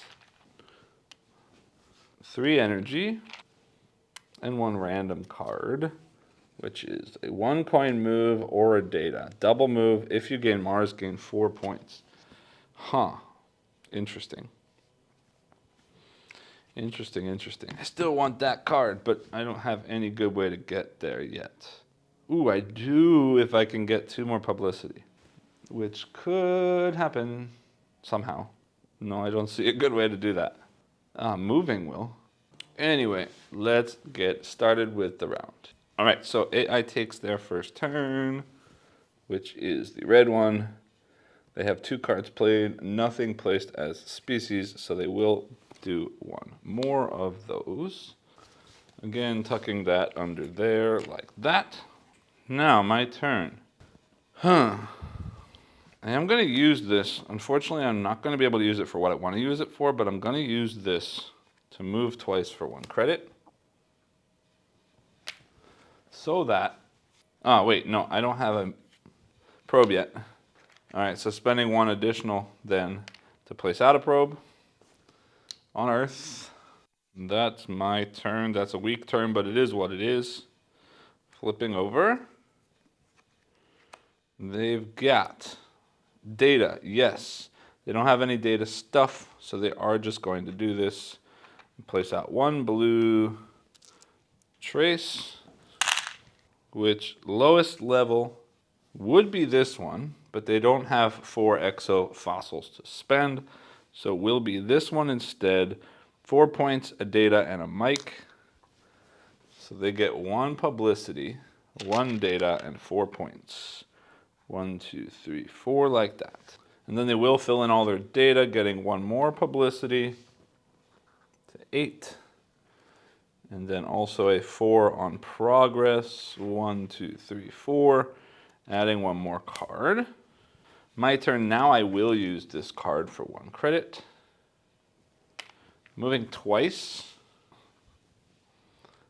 1, 2, which does get me 1 publicity, but I am going to spend 1 energy to move 1 more time to get to Jupiter and get 1 more publicity. AI's turn. They definitely don't have the data now. They're very close though, actually.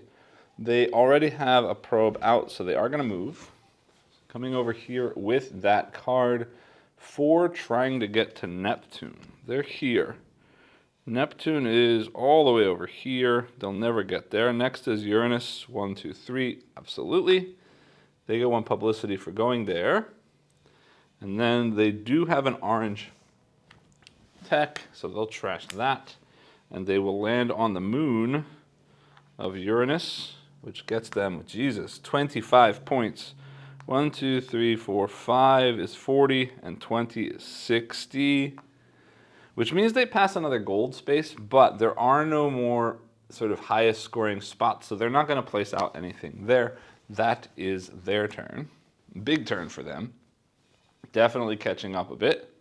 My turn. I am going to use this opportunity to take a tech. So sliding down to 0, rotating orange, 1 space, like that. And then I'm taking a pink tech for 2 reasons. Number 1, because I get 2 points and a card. So 2 points means 77 and a card, which means I'm taking this one because that's going to get me an energy and that orange tech, which I also really want to have. And I'm going to maybe regret that I didn't play that card that gets me orange, but that's okay for now. This is going to let me spend publicity to scan at Mercury, replacing that card. Then AI's turn again. But just pointing that out while I'm here, I did now complete this card right here that's going to get me that 15 points at the end of the game. AI's turn. They do now have 6, so they're going to do the same thing I did, plus moving up 1 here, but 6 is going to rotate and also try and get blue 4, which absolutely happens because I didn't touch blue yet. Advancing the blue ring, 1 space, and then blue 4. He gets 2 points and an energy, 1, 2. And the energy pushes up once on this, but then also again because of this card. 1 more, up like that.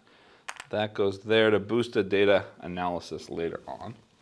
Then, my turn again. Do I have 3 credits? 1, 2, 3. I do have 3 credits. So I am going to spend 3 credits to do this, which gets me an energy, rotate, and an orange thing. So let's see, first I get an energy.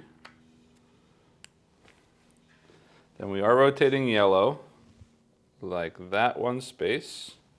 And then I get an orange technology.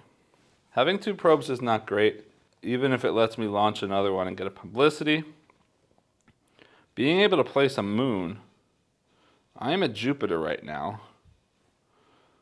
Could be huge. But I have multiple options. Because being able to place there is also not a bad thing to have. But a moon, 13 points in 4 data, or 12 points and 5 there. In any case, I think I still want that. Because the other things don't really matter too much for me. So I'm going to take that for 5 points. 1, 2, 3, 4, 5 points. Which means now I can't land on moons. Whether or not I'm doing it now, we'll see. But that means I also finished this orange thing. It also means I just paid 3 credits to play a card. So I get those 2. Turning over 2 more. This one says a black sector win. I don't see it happening, but we'll see. And this one says 2 scans. That one could definitely happen. Though I don't have any money to make it happen currently. All right, AI's turn. Says data, they can't yet. This, they absolutely, wait a minute. They just did that. I didn't drop them down. They should be at 3. So no, they can't do that again. Means they are going to then, what? Scan, Earth card. They don't have a tech. Earth gets here 1. I just took their thing and put it back again. Earth gets here 1, sorry. Then the 2 rightmost cards are yellow and red. So red will absolutely go in that same spot again. And yellow, this has 3 of theirs, will absolutely go there as well again. Placing 3 data, 1 goes there, the other 2 go here and here like that. Right, then my turn. My turn. I am launching from Jupiter. Means I need 3 to land. Spending 3 energy. From Jupiter, with my tech for moon landing, I can land main Jupiter, Callisto, or Ganymede. I'd really like to have some credits, because 5 here doesn't get me another tech. Placing out there is a great idea. I'm landing on the planet. Yes. Gets me 2 data, 7 points, and a yellow trace. So 7 points goes to 89. 2 data, and a yellow trace. Could be here, but I don't love the danger. Ooh, but hold on. Let me go back and look at the cards that are coming out. I don't love those cards. I only have 1 exo fossil. But yeah, I'm going to play there because I do want 1 of each here to finish my mission. Means 3 points, 1 card, and 1 exo fossil. So let's do that. 3 points is 92. Then I can either take this card for a coin, gets me an exo fossil, and gets me stuff for placing out in different locations. But I don't know that I love that. Although having a 3rd exofossil gets me closer to this 4. I don't know. Taking 1 random shot at something else could be worth it. Yeah, I'm going to take a random card and see what happens. Boom. That was a mistake. But yeah, 2 coins will get me a blue tech, a spin, and then I can get rid of an exofossil to get a data. That was a mistake. I should have taken that card, but that's okay. 2 exofossils. Now I can fill in 2 slots here, which means I will be tucking this one because that gets me a credit. And now I add 1 more of these, which means that I will score another 5 points at the end of the game. Yes, and that's my turn. AI takes another turn, which shows 4 moves to Uamuamua. He doesn't have a thing. Means he's scanning Earth, card, and Uamuamua. 3 things. Earth here, which I will finish in just a second. Leftmost card is blue, which means here. And then Oumuamua, which is here, right there, like that. 3 more data for them doesn't mean anything. They're just filling in holes. It is my turn. I have 1 credit. I can't launch. I can't afford this card. Playing out 1 more. Like that. Yeah, 1 credit does nothing for me right now. So I am passing. I only have 1 card. I don't have to do anything. I will rotate. Orange rotates. Like that, which is great news for me because I'm getting that red planet coming up. But there's no way I'm doing it twice. And then I get to take a card. And I've got more pink tech. I don't need pink tech anymore. Although I'd score 2 points for every pink that I've placed.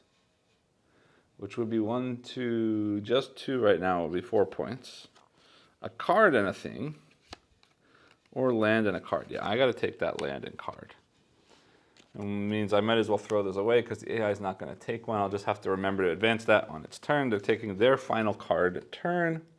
They do not have 6 publicity. They do not have a probe. So they're going to launch a probe, get a publicity, and move once here. Launching a probe, getting 1 publicity to 4. They pass. Means they will take their invisible card, shuffling up their deck. And we move to the 5th and final round. But before doing that, I'm going to pass this to myself. And I need to pay 4 objectives. I only have 2. Means 1, 2, 3, 1, 2, 3. They get another card.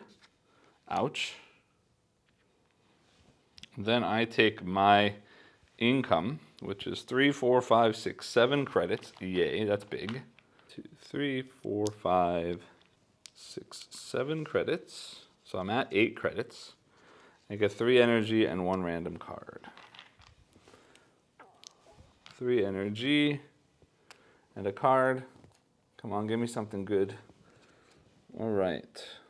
2 gets me a... That's it. When I scan, I get stuff. That's not great. But it does get me a free data, which could be nice. All right, then I get to go first. And I got a bunch of stuff I want to do. I need to place out a pink, which means I need to scan. Right now, ooh. That card I don't care about is red. All right, I'm scanning first before things change up at all. So 1 credit and 2 energy means I'm scanning Earth. Then I spend a card, this red card, and this red card. So I'm doing 2 reds and an Earth. Which means my Earth again can be these 3 columns. I do these 3. 1, 2, 3. Boom, boom, boom. Congratulations. I finished that. And by doing that, I get 1 publicity. And I get 1 pink trace. Which means I am coming over here. I only have 2 exos. So I'm taking 3 points, a card, and another fossil. 1, 2, 3. And I will take a random card. I'll show you what all this stuff is in just a second. Then coming back over here, we got a lot of stuff to do. I got an exofossil. Got a new card, which shows for 2 I can move 4 times. And if I visit Oumuamua, I gain an exofossil. And if I have at least 1 signal on Oumuamua, I get another exofossil. All right. Then I just finished 1 of each of the species, so I get another exofossil and I finish another mission.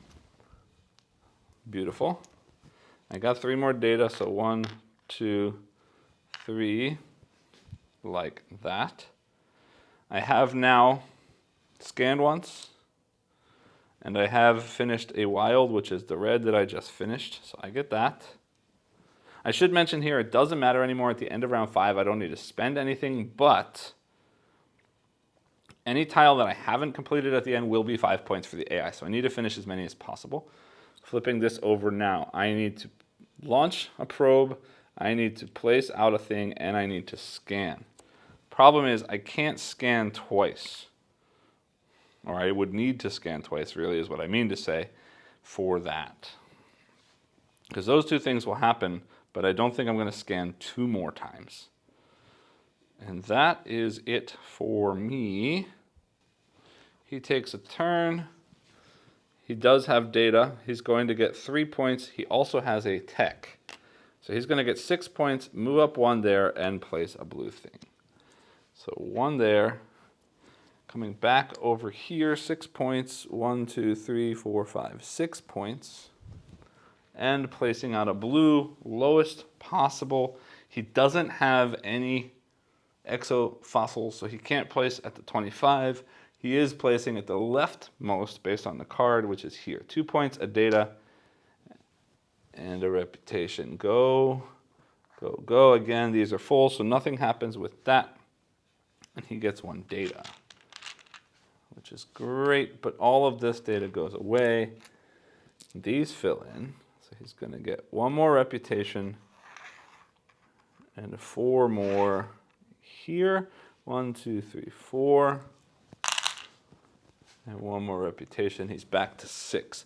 I really want to rotate the board.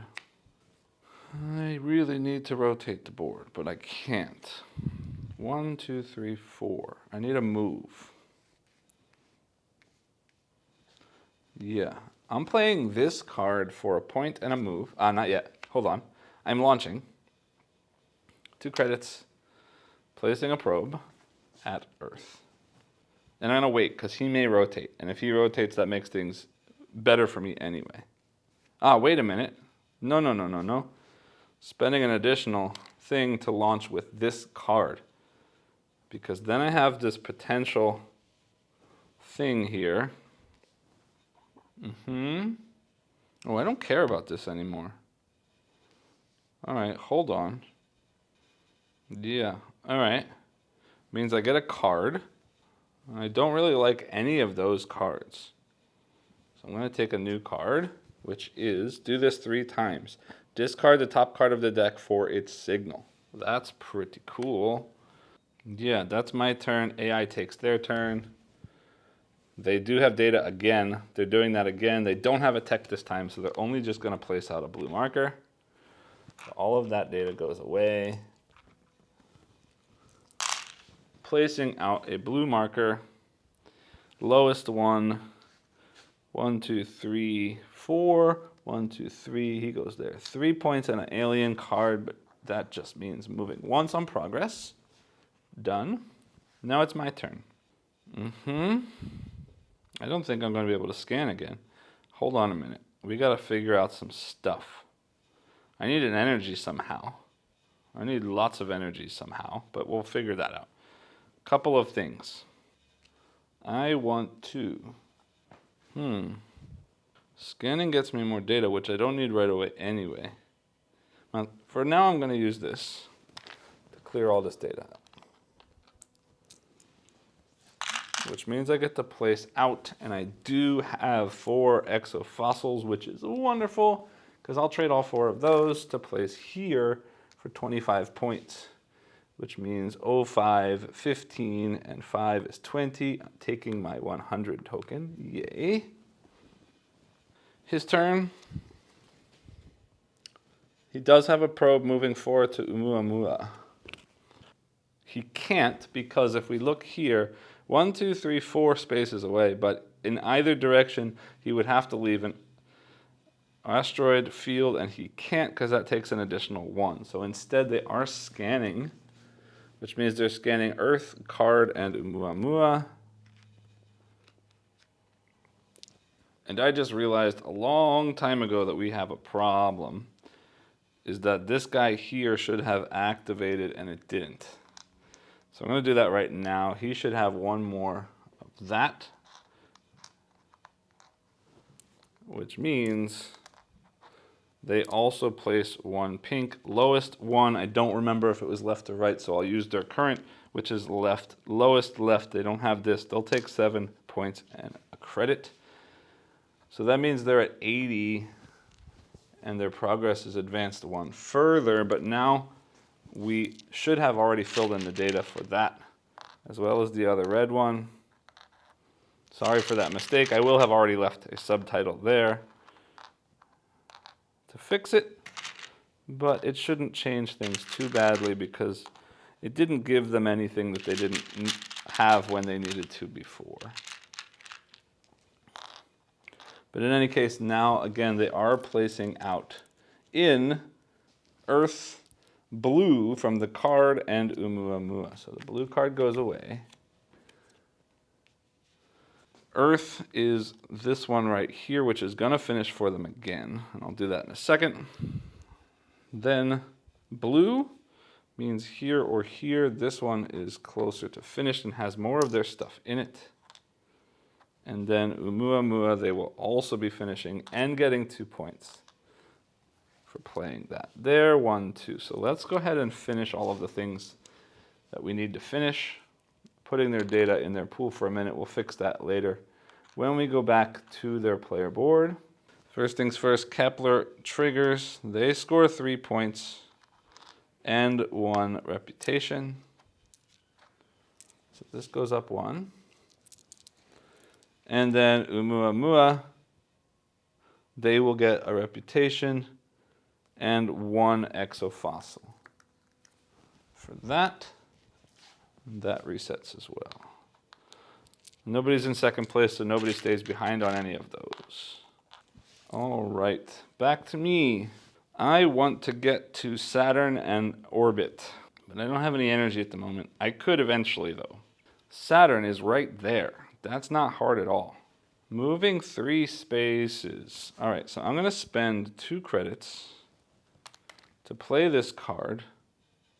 I won't be visiting Oumuamua, so I don't get any of that stuff. If I eventually have a signal at Oumuamua, I'll still get that, but I'm moving 4. So coming back to the board here, 1, 2, 3, 4, because that lets me get 2 reputation for having done that. And now I am at Saturn. That is my turn. But first things first, the AI needs to fill in all their data. Getting 1 more reputation. They're up to 10. Wow. They take their turn, which is using that reputation. So they're going to rotate, then attack, then move up 1. They're looking at orange 1, which is still unobtained, so that's fine. Rotating blue, like this. They get the orange 1, which gets them a launched probe, which they cannot do because they already have one, and a reputation, which they can't do because they're full. They get 2 points to 84. And now they have an orange tech, and they also go up once on progress like that. Back to me. I need an energy so that I can launch that thing. I don't have any way of doing that right now, except to trash 2 cards. Yeah, I'm going to trade these 2 cards for an energy. It's a shame, but I need to. And then I'm going to use that energy plus 1 credit to launch from Saturn to orbit. Gets me 3 points. Let me do this slowly. 3 points. 1, 2, 3. 2 reputation. I get to scan where Saturn is, and I get to tuck a card into income. Unfortunately, I don't have that possibility. We're going to tuck that, put that right there, taking 1 data. Coming back to my board, I might as well place that data and that data. I also just realized I did launch a probe, and I'm pretty sure I also did this, but it's not going to matter because I'm not going to scan before the end anyway. That's that, but that pushes my reputation up 1 more, so now I have 6. Yay. AI's turn. They do have 6. No, wait, they just did that last time, and I forgot to drop it down. 1, 2, 3, 4, 5, 6 to 4. They no longer do have the 6, sorry. They are moving. Trying to move 4 to get to Neptune. Neptune is here. 1, 2, 3, 4, they'll absolutely do that. They do have an orange, so they're going to a moon of Neptune, which is here for 26 points. 1, 2, 3, 4, 5, 6 is 90, then 10, 20, they're at 110, also taking that point token. And that's their turn. My turn, I have a single credit. I can't do anything with a single credit. I don't have enough data to do anything. But I did complete those. I have that, which means I get 2 more reputation and finish that mission. It also means that I do have, now I said I can't trigger 2 of those at the same time. This is not a trigger. This just says have that thing done. And I do have that thing done at Saturn. Gets me 6 points and a reputation. So 9, and then 1, 2, 3, 4, 5, 6 to 29 points. That's also completed. So I will take a technology, and dropping from 9 to 3, rotating yellow. Whoops. Yellow. And then I'm going to take this pink just because it gets me 5 points. 1, 2, 3, 4, 5. Putting in my last pink. Doesn't matter, I filled them all in, but so be it. That's done. AI's turn. Red, they have 1, 2, 3 cards played, but they have 3 placed there. That's 6. That's more than 5. They don't do that. They're scanning. Earth card. They don't have any tech. Card on the right side is red and yellow. So red, yellow, and earth. Then earth is here. Oops. Then red and yellow. They will go there to take the 2 points. 1, 2. And yellow. Neither one of them does things, but this already has theirs and the other one doesn't, so it goes there. Coming back, filling in their data for progress. 1, 2, 3, 4. Taking another card. Then 2 more, like that. That's their turn. I don't have anything to do. I have a credit. And a credit can't do anything. So I am done. Passing is meaningless right now because it is the end of the game, so I just pass.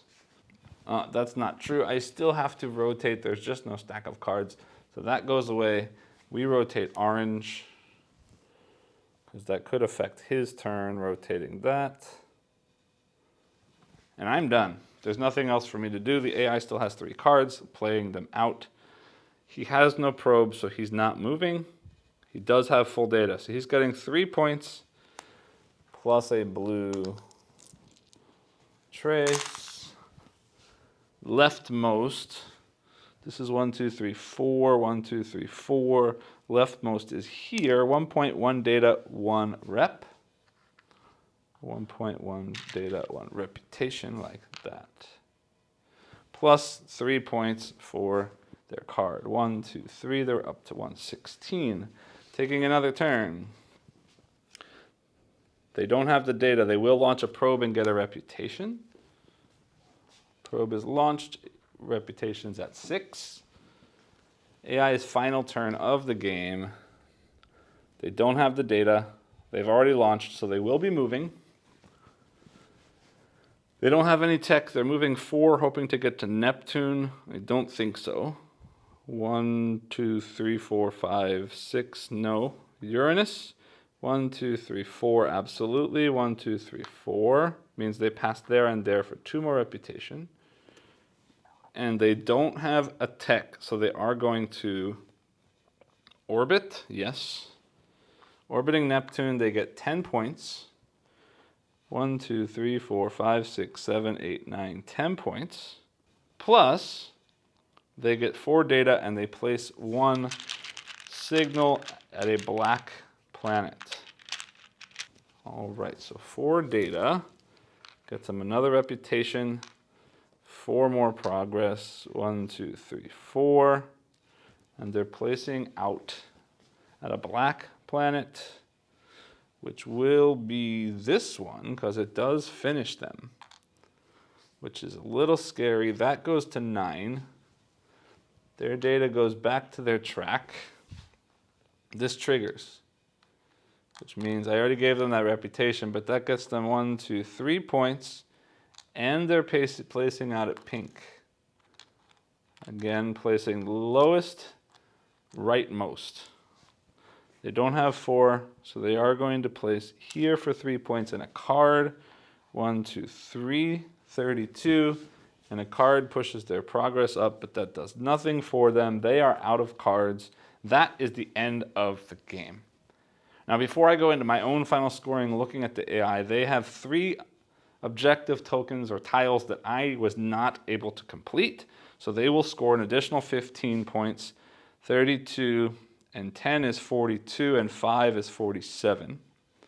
Then they are going to automatically score the cards that they got from the exertions, which is going to be 16. 1, 2, 3, 4, 5, 6, and 10 is 63. And then 9. 1, 2, 3, 4, 5, 6, 7, 8. 9 is 172. And then 14, 76, 86. So they finished with a score of 186. Now I do need to look at their the danger is going to be 8, and 7 is 15. 16, 17, 18, 19, 20, 21, 22, 23, 24, 25 danger is what I count. Let's see. 2, 4, and 6 is 10, 13, 25. All right, now let's look at mine first from that. Looking at my exertion cards.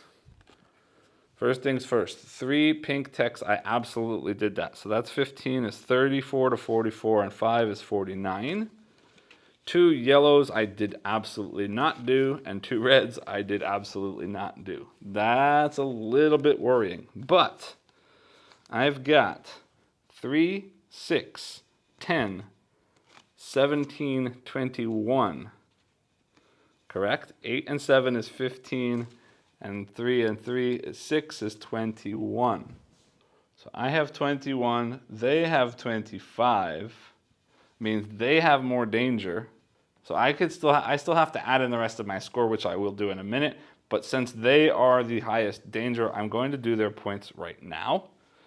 So they've got 186. Divided by 10 is 18.6. Rounded down is 18.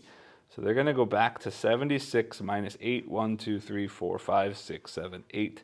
168 is their final score. But I need to continue scoring my stuff, which means these 3 gold endgame scores.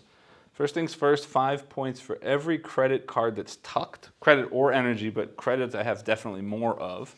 So I've got 4 tucked credit cards is 20. 49, 59, 69. Already I'm winning, but let's keep going. 8 points for each set of pink, yellow, and blue. I've got 3 pinks. I've got 2 yellows, and I've got 2 blues. Sorry, let me see that again. 1, 2, 3 pink, 2 yellow, and 1, 2, 3, 4 blue. But that's 2 sets, so that's another 16 points.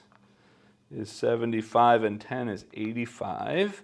And then finally 8 points for every completed mission or gold card coming back to my player area. That is 4 completed cards. 1, 2, 3, and 4. 4 times 8 is another 32 points. 86, 87, and 30. Means 97, 07, 17. Flipping over my tile, I finished with a score of 217 to the AI's 168. Great, great score. That is easily the highest I've scored. But again, that's the first time I played with red, which was scoring high already. And I did hit the big point values for the Oumuamua as well. Both very high scoring aliens, so very high scoring game. But that 32 is a lie. Double checking that again. This is clearly for every 2 of those. I did 4 of them, means I only got 2. Means 16 points less than what I just said. So I actually finish at 201. Still a very good score. Still beats 168. And that is a win for me on the 2nd difficulty level, which I sort of assumed was going to happen, but I was a little bit too chicken to try level 3 for the first time on camera. So at this point, I do like to take a look at the components. You've seen pretty much everything there is to see first looking at the main board. I love this rotating solar system, both visually and the way that it works as you're playing. All of the information is displayed very well on this board and the player board. I should point out that in addition to those alien rules that I've been showing you, there's these really great player aids, all the main actions, all the free actions, what happens on a pass, what happens at the end of the round, all of the tech explained, all of the scoring tiles explained, great iconography section on the back. This player aid is wonderful. The artwork here, when I first saw it and I first started laying things out, I thought, yeah, it looks busy. I don't know. It looks kind of techy, lots of iconography, blah, blah, blah. The more I play it, the more I'm falling in love with the way that this game looks. Beautiful colors, super poppy colors. The way that the solar system looks, really cool. I love all the planets out here, the aliens that come in later on. The aliens are great. Let me just show you some of the other boards. These are the 3 different boards. Really cool. This yellow one ends up being sort of like a pick up and deliver. These little tokens get placed out on different places, and you get them and bring them back to places, and they get placed here as additional locations you can place out at.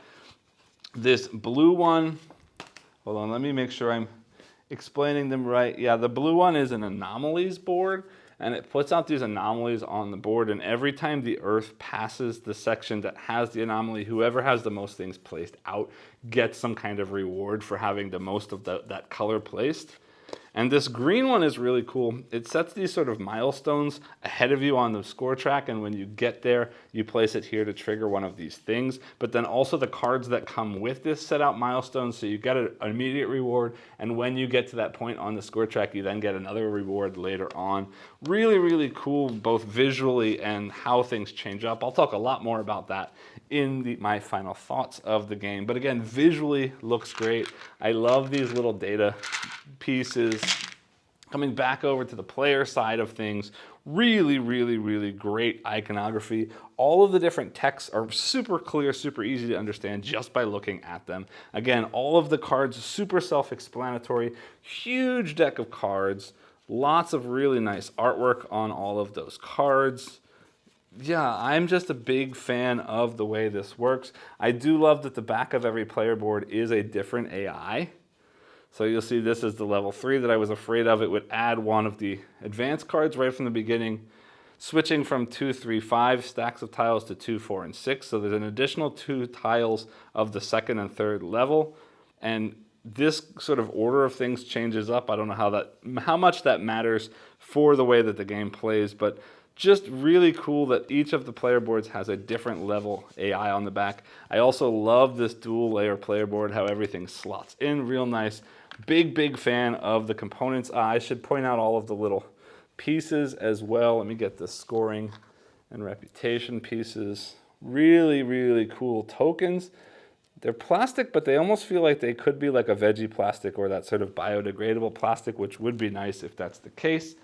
The other colors in the game, you've already seen the gray that I've been using as neutral. There's also this sort of orangey color for the other player color. Anyway, huge fan of the components for this game. Now meet me back up top and I'll let you know what I think about the game itself.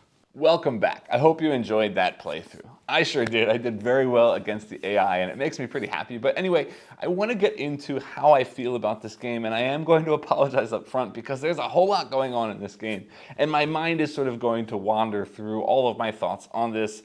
If you know this channel, you know me. I'm not somebody who scripts anything, and it's all just coming from my brain as I talk to you or to the camera, for realistically. And that means that I might sort of go off on tangents, and it's going to be hard for me to sort of talk about all of the different things going on in this game, but I will do my best. And I want to start with the theme on this one, because I do want to, first off, give the designer props on this, that the theme really does show up in this game and really, really does mean something in this game. And it's also going to help me talk about the different sort of actions available to you and sort of how the game flows and how the game works in general. So this game is SETI, the search for extraterrestrial intelligence, and that is the goal of the game. You are sort of scanning the systems, or sort of scanning the galaxy, sending probes out into the solar system, landing on planets, orbiting planets, and constantly scanning for signs of life, ultimately collecting data and then analyzing that data as well, looking for further signs of life. And eventually through the game, you're going to discover 2 alien species using this sort of data that you've collected or these signs of life that you've discovered along the way. way.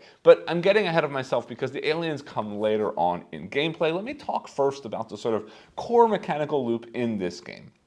And there are basically 3 different signs of life, or 3 different types of signs of life that you're scanning for or looking for in this game, which sort of tie into 2.5. I was going to say 3 main actions, but the third one is sort of an additional kind of thing that happens after you've done all of the actions. But there are sort of 2 main focuses, or 2 main pathways that you're focusing on mechanically in this game, and that is sending probes out into our solar system, moving them around the solar system, ultimately getting to planets, and then once you've gotten to a planet, sending them to either orbit the planet or land on the planet, or should you have sort of increased your technology, landing on some of the moons of that planet as well.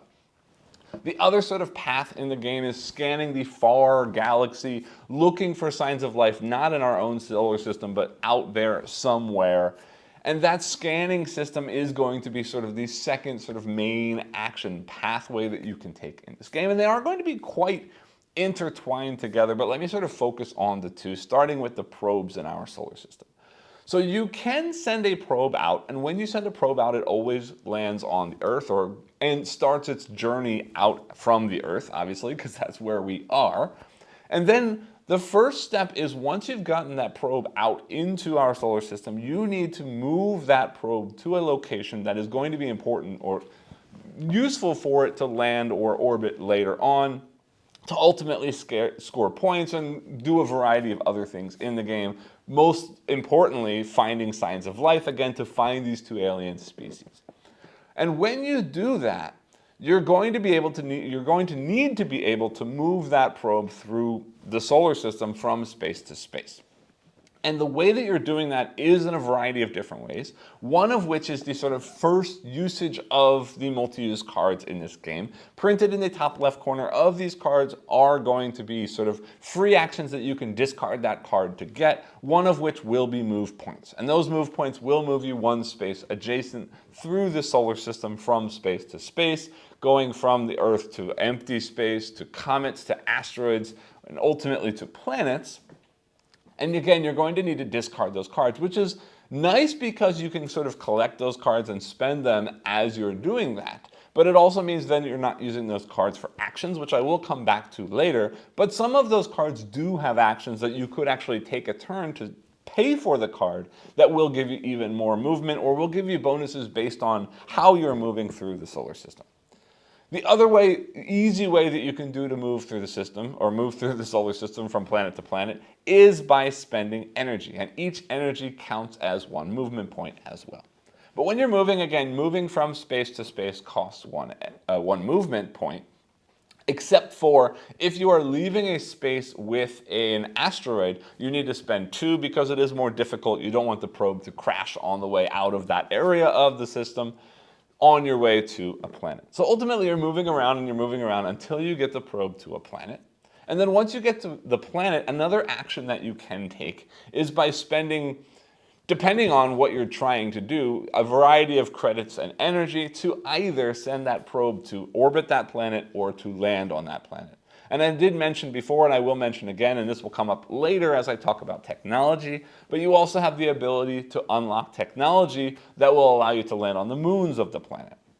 And if you orbit the planet, you're generally going to get points and potentially the ability to scan from that system out further into the sort of galaxy, trying to find other signs of life. Whereas if you land on the planet, you're going to basically be searching that planet for signs of life, maybe collecting data, and so on.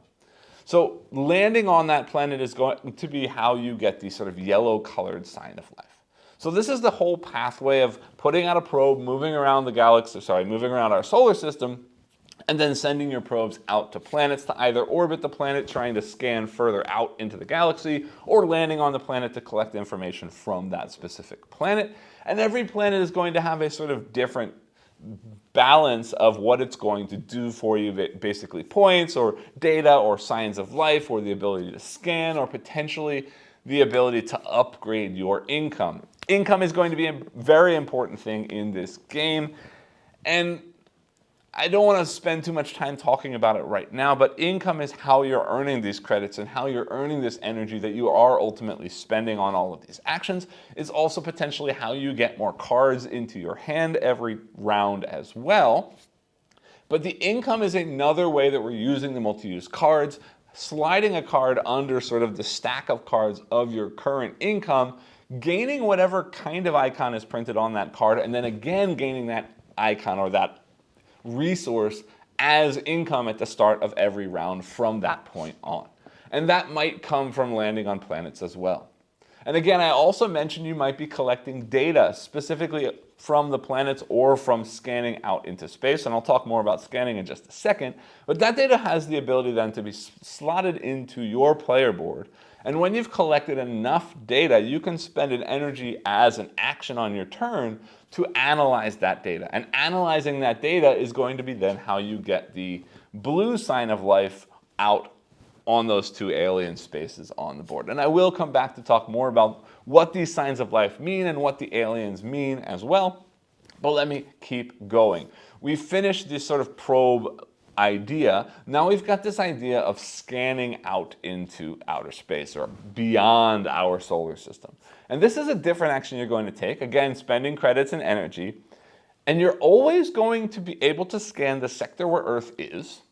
And you're also then always going to be able to discard a card from the market in order to scan a sector matching the color of the card you've discarded. Because all of the cards will have a color in the top right corner of the card.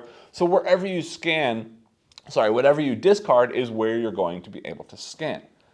And through technologies, you will also be able to upgrade these.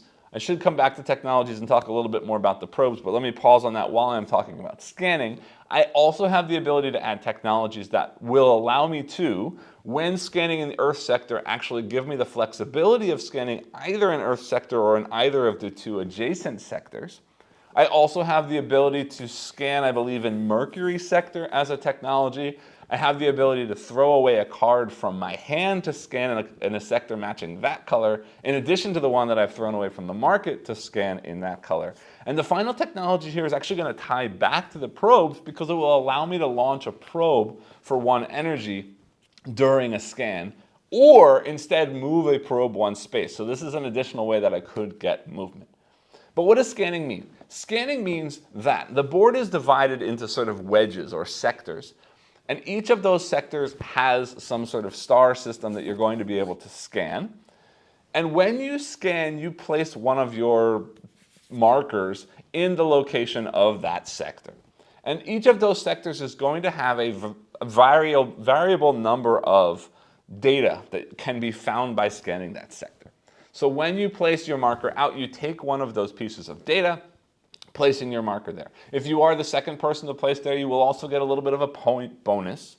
But what that means is, after all of that data has been collected from that sector, means after all of the data has been replaced by markers of either myself or my AI opponent, there will be sort of an area majority scoring that happens. And whoever has the most markers in that sector when all of the data has been collected will get some kind of bonus. Very often that means placing a marker out on one of the pink signs of life, which is the 3rd type of sign of life that does exist in this game. Both of the people or whoever has markers there will also get a boost in publicity, which I'll come back to in just a minute. But also some of the sectors will have a first time it scores extra bonus of more points or an additional ability to place out sign of life. But from that point on, whoever wins that sector, because that sector will refill and be able to be scored again later when it triggers in this sort of scoring, this area majority scoring. Also, whoever had the second most stuff there will keep 1 piece remaining, so they have an advantage for the sort of next round of scoring for that sector. So you're always trying to sort of do your best, not only doing this to collect signs of life, but to score points and to sort of have this area majority battle going on. Then, well, let me come back to the probes for just a second because I want to talk about the technology for the probes. The technology for the probes are going to do a couple of things to sort of help facilitate getting those probes out to planets and orbit and so on. There's going to be a technology, or there is a technology that allows you to move from asteroids more easily. I should have also mentioned that as you're moving probes around the map, anytime you land on a space with a comet or a planet, you're gaining publicity for that. If you've gotten this technology for the asteroids, not only is it going to make moving away from it only cost 1 move instead of 2, it will also give you publicity for going to those asteroid spaces. There's a technology that makes it cheaper for you to get stuff out into space. There's a technology that allows you to land on moons. And I feel like there's one more that I'm forgetting, but for right now, we'll pause there.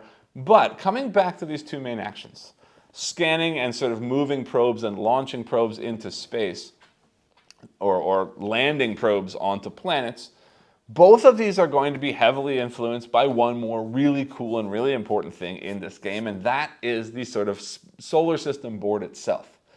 I've mentioned sectors and I've mentioned planets and I've mentioned all of these things, but the truth is all of these things are moving. There are a variety of different things in the game that will trigger the movement of this system. And every time you trigger, there are 3 different levels of circle that can spin. And depending on, well, it will be a sort of cycle. So smallest, then medium, then large, and back to small, then medium, and then large, and so on. So these rings are rotating, and as they rotate, if you have a probe out there, if you're on the ring when it moves, it will move. But also there are sort of cutouts in some of those layers that if your probe is there, it will get pushed as the ring spins. And as these sort of medium and large ones spin, these smaller ones on top of them will also spin together. And this means a variety of different things.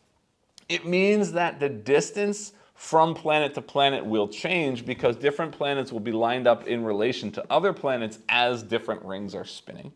It means the sort of makeup of asteroids and other things that you're moving through as you move through the solar system are going to change because, again, of the relationship between these different circles. It also means that Earth will be in a different sector for that scan action. And also Mercury will be in a different sector for that scan action. So the different sectors, the sectors that are available to you to scan will be changing as you're going through. And again, from both planets and from this scanning, even more so from the scanning, you will be collecting data that slots into a sort of data area. And as you place those out, some of those data slots will also do things for you. One of them is going to give you publicity. One of them is going to allow you to increase your income, as I mentioned before. But also, we talked about technologies for both the probes and for the scanning. There are also technologies that slot into this data analysis area. And each of these technologies, I don't remember exactly what's on each of them because they're all relatively the same, but they're going to make each slot into 2 slots. The top slot then generally giving you points, and the bottom slot giving you something else like energy or publicity and so on. And what that means is then you've got more slots in your data row that will give you bonuses as you slot data into them. But it should be mentioned that you only need to fill in that top row in order to take that data analysis action. The bottom ones are just extra slots that give you extra resources that will help you sort of take other actions later on in gameplay. So all of these things are super intertwined, and I should mention that the technology itself is gained by having publicity of 6 or higher, spending 6 publicity, and then this is the first thing that will trigger the rotation of some level of the solar system, causing that map to change up. So there's all of this interconnectedness of how the board is sort of lined up, which probes I'm sending to where, how that interacts with both signs of life and scanning, then also scanning to get different kinds of signs of life, both of these collecting data, using that data to be analyzed to find another kind of sign of life, but all the while sort of maintaining this resource management thing where I need credits and I need energy to get these actions done. I'm also occasionally slotting cards in to get an income running that gets me more of that stuff every round. But then on top of all of this, there is the cards. And you will be getting cards, a couple of them at the start of every round based on income, but then also based on other actions. And also whenever you buy a technology or gain a technology, you'll also get some bonus, sometimes which also is a card. And those cards I've mentioned can be discarded to get whatever it shows in the top left corner, which is often move or publicity or things like that. Can also be slotted under for credits or energy or extra card income. But more importantly, each of these cards has a very powerful ability on it that interacts with the other actions in the game in some way, often making an action cheaper, or making an action doubled, or making an action work in a slightly unique way, or allowing you to sort of combine actions or get a technology some special way. But you have to pay for them with credits. So you are going to need to start amassing some money to make use of these more powerful actions in the game. But also on top of that, many of these cards, after being triggered and having some kind of powerful action, will also have some kind of mission that you need to accomplish, that if you do something even more through your actions further on, or if potentially has already been done, you then unlock additional rewards and potentially then trigger the sort of completion of that mission, which will ultimately have the potential to score more points at the end of the game. Because at the end of the game, there are these milestones marked on the score track of the game. As you pass specific locations, there are 3 locations or sort of score values marked with a gold banner. And those gold spaces, when you land on them or pass over them, you will be able to mark one of 4 endgame sort of milestone goals that you're trying to achieve by the end of the game. And there are 4 of them, and there are only 3 spots on the score track, so one of them you will not have the ability to score. But these are also first come, first serve as far as the value that you're going to get for each of these endgame scoring, because there are multiple spaces on those milestone tokens, and whoever places first will score more points for that, and whoever places second then will score less points, but will still score quite a few points for achieving that milestone. And that's going to be things like collecting different technologies, or collecting different cards in your income, or placing out your markers at different kinds of signs of life in the sort of alien area on the board. Coming back to that in just a second. Or one of the ones I already mentioned is potentially scoring points based on completed mission cards. And all of this really works together very nicely, giving you a wide variety of different paths to take to score points, whether you're focusing heavily on launching probes and getting them into planets, whether you're focused heavy on scanning and getting lots of data, winning area majorities, converting that data into other stuff. Both of these lead to really nice pathways, very much sort of pushed and driven by the different milestone goals you get, the different cards you're getting that give you different abilities in different areas, and it all works really well. And that core mechanical loop on its own is a whole lot of fun. But it doesn't stop there, because the aliens are there. And once you've found the aliens, once you've got one of each type of sign of life for that alien species, you reveal an alien. And there are 5 different species in this game, and you will only ever play with 2 of them in a single game. And they all change things up dramatically. Now, you saw 2 of them in my playthrough.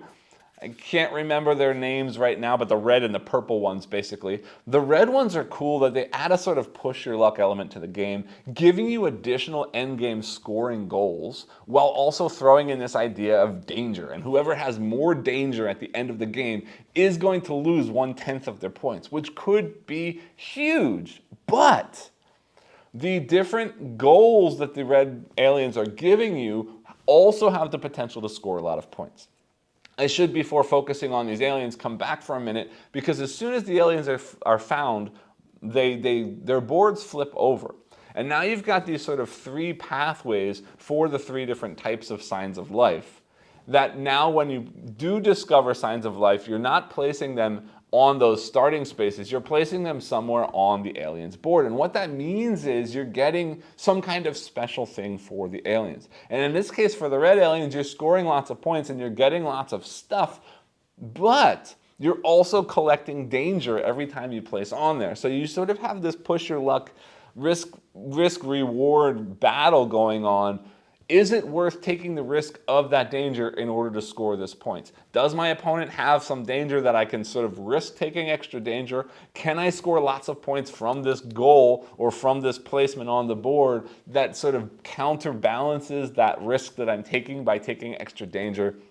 Really, really, really interesting addition in that alien species. The other one you saw in my playthrough this time was the purple Oumuamua species.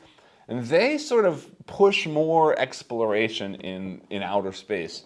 So this one is very probe related. You're trying to get your probes out to scan Oumuamua, to land on Oumuamua, but they add in this extra resource, this exofossil resource. And when you're placing out your signs of life markers on their board, they have many spaces that are extremely high scoring, but require you to have sort of collected this extra exofossil resource that you can only get through the cards of the Oumuamua. So you're sort of placing out small markers on their board to get some of these cards, using these cards to amass lots of exofossils, and then later on placing out into spaces give you huge point values based on this exofossil sort of resource that you're collecting.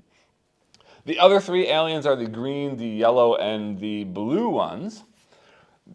And I don't remember right away. Yes, I do. Let's say this. The green aliens are a sort of future-looking race. And what that means is when they get activated, you place these little markers, I believe 25 points ahead of you on the point tracker. And when you get there, you're going to get some kind of extra bonus that sort of disappears once you've gotten it. So you're going to place your marker as you land on that space on the point track onto the board of the green alien species, giving you some kind of unique bonus, but then blocking that off for everybody else. And likewise, the AI can do that as well, so they will be competing with you for those locations.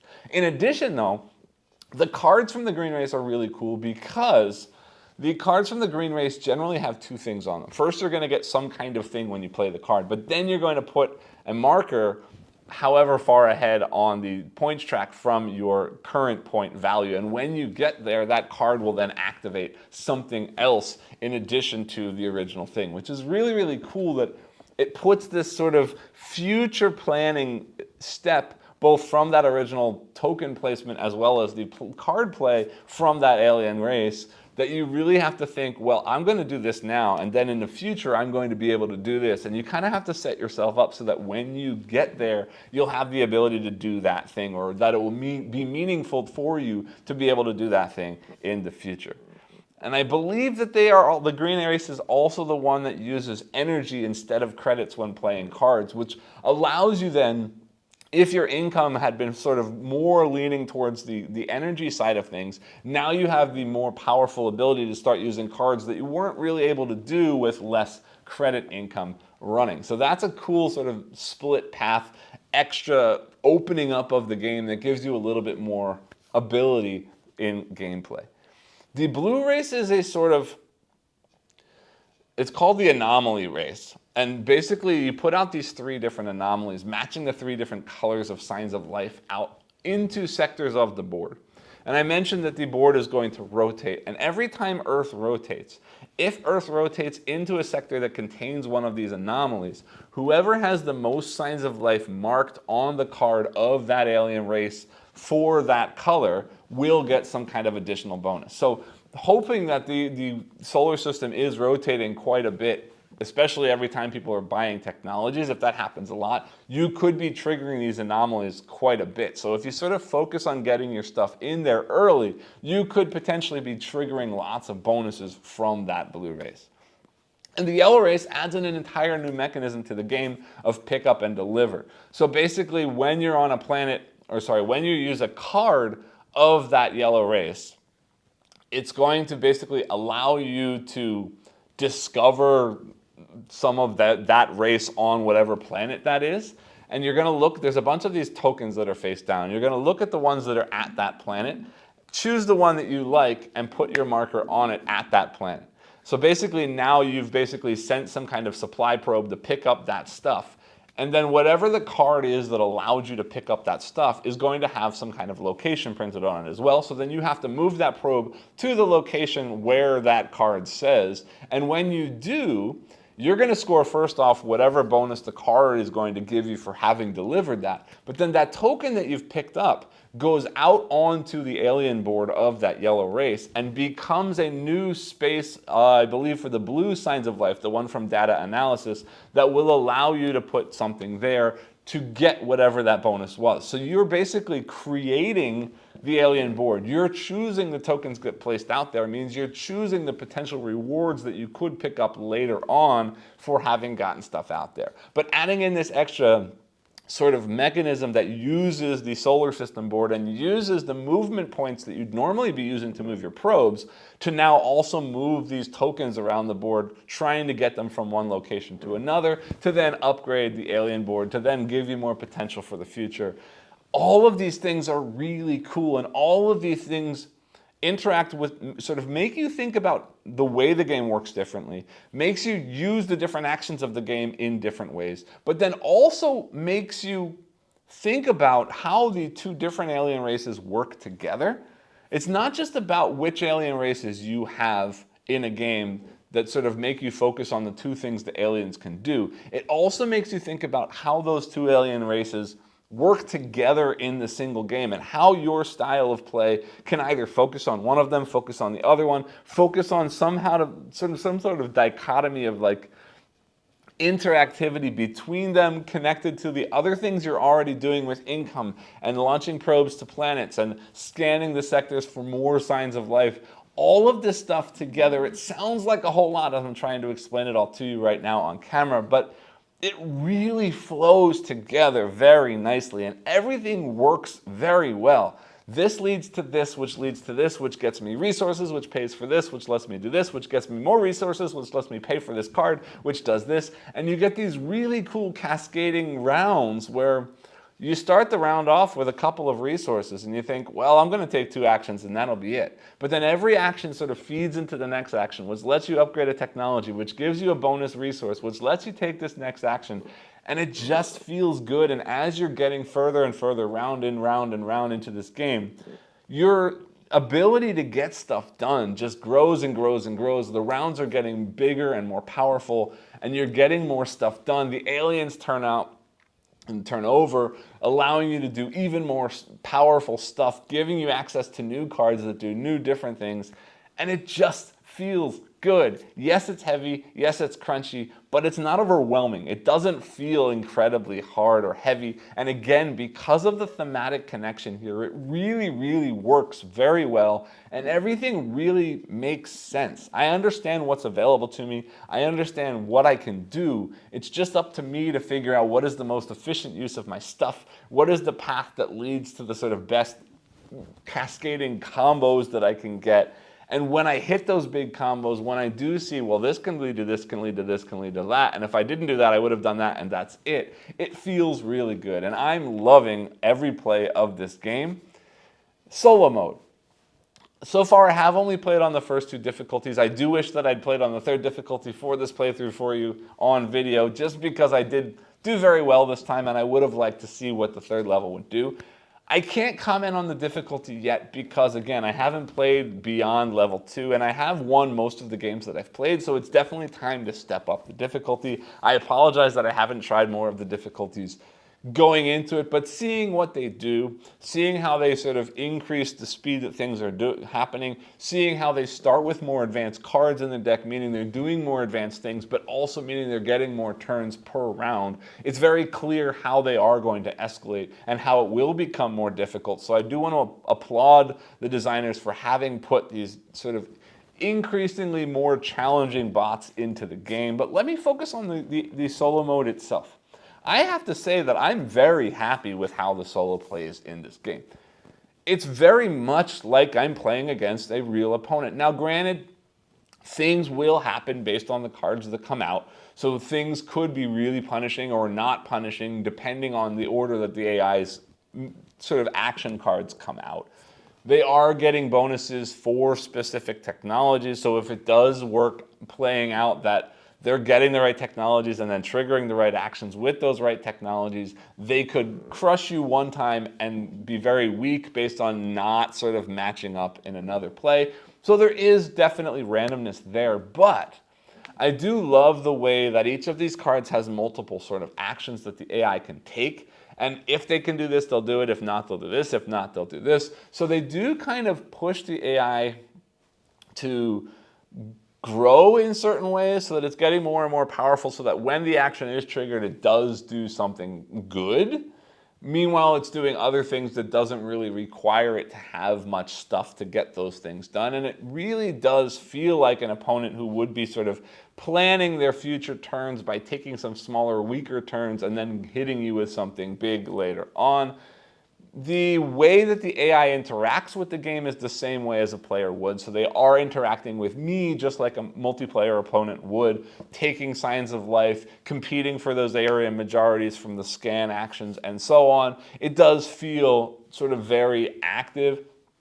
I do feel like I have the ability to prevent them from doing specific things by sort of sniping them and getting to a planet first, or challenging them at the area majority sections where they're focused on to make sure they don't score the things that they're getting, focusing on the different gold milestone endgame goal scoring so that I get to the things that I want to score quickly before they take the higher scoring location, and means that I'm only scoring less points for the thing that I'm collecting lots of. There's definitely lots of battling to be had with the AI, taking technologies that they might so that they don't get the extra bonus 2 points and so on. I'm enjoying this one quite a bit.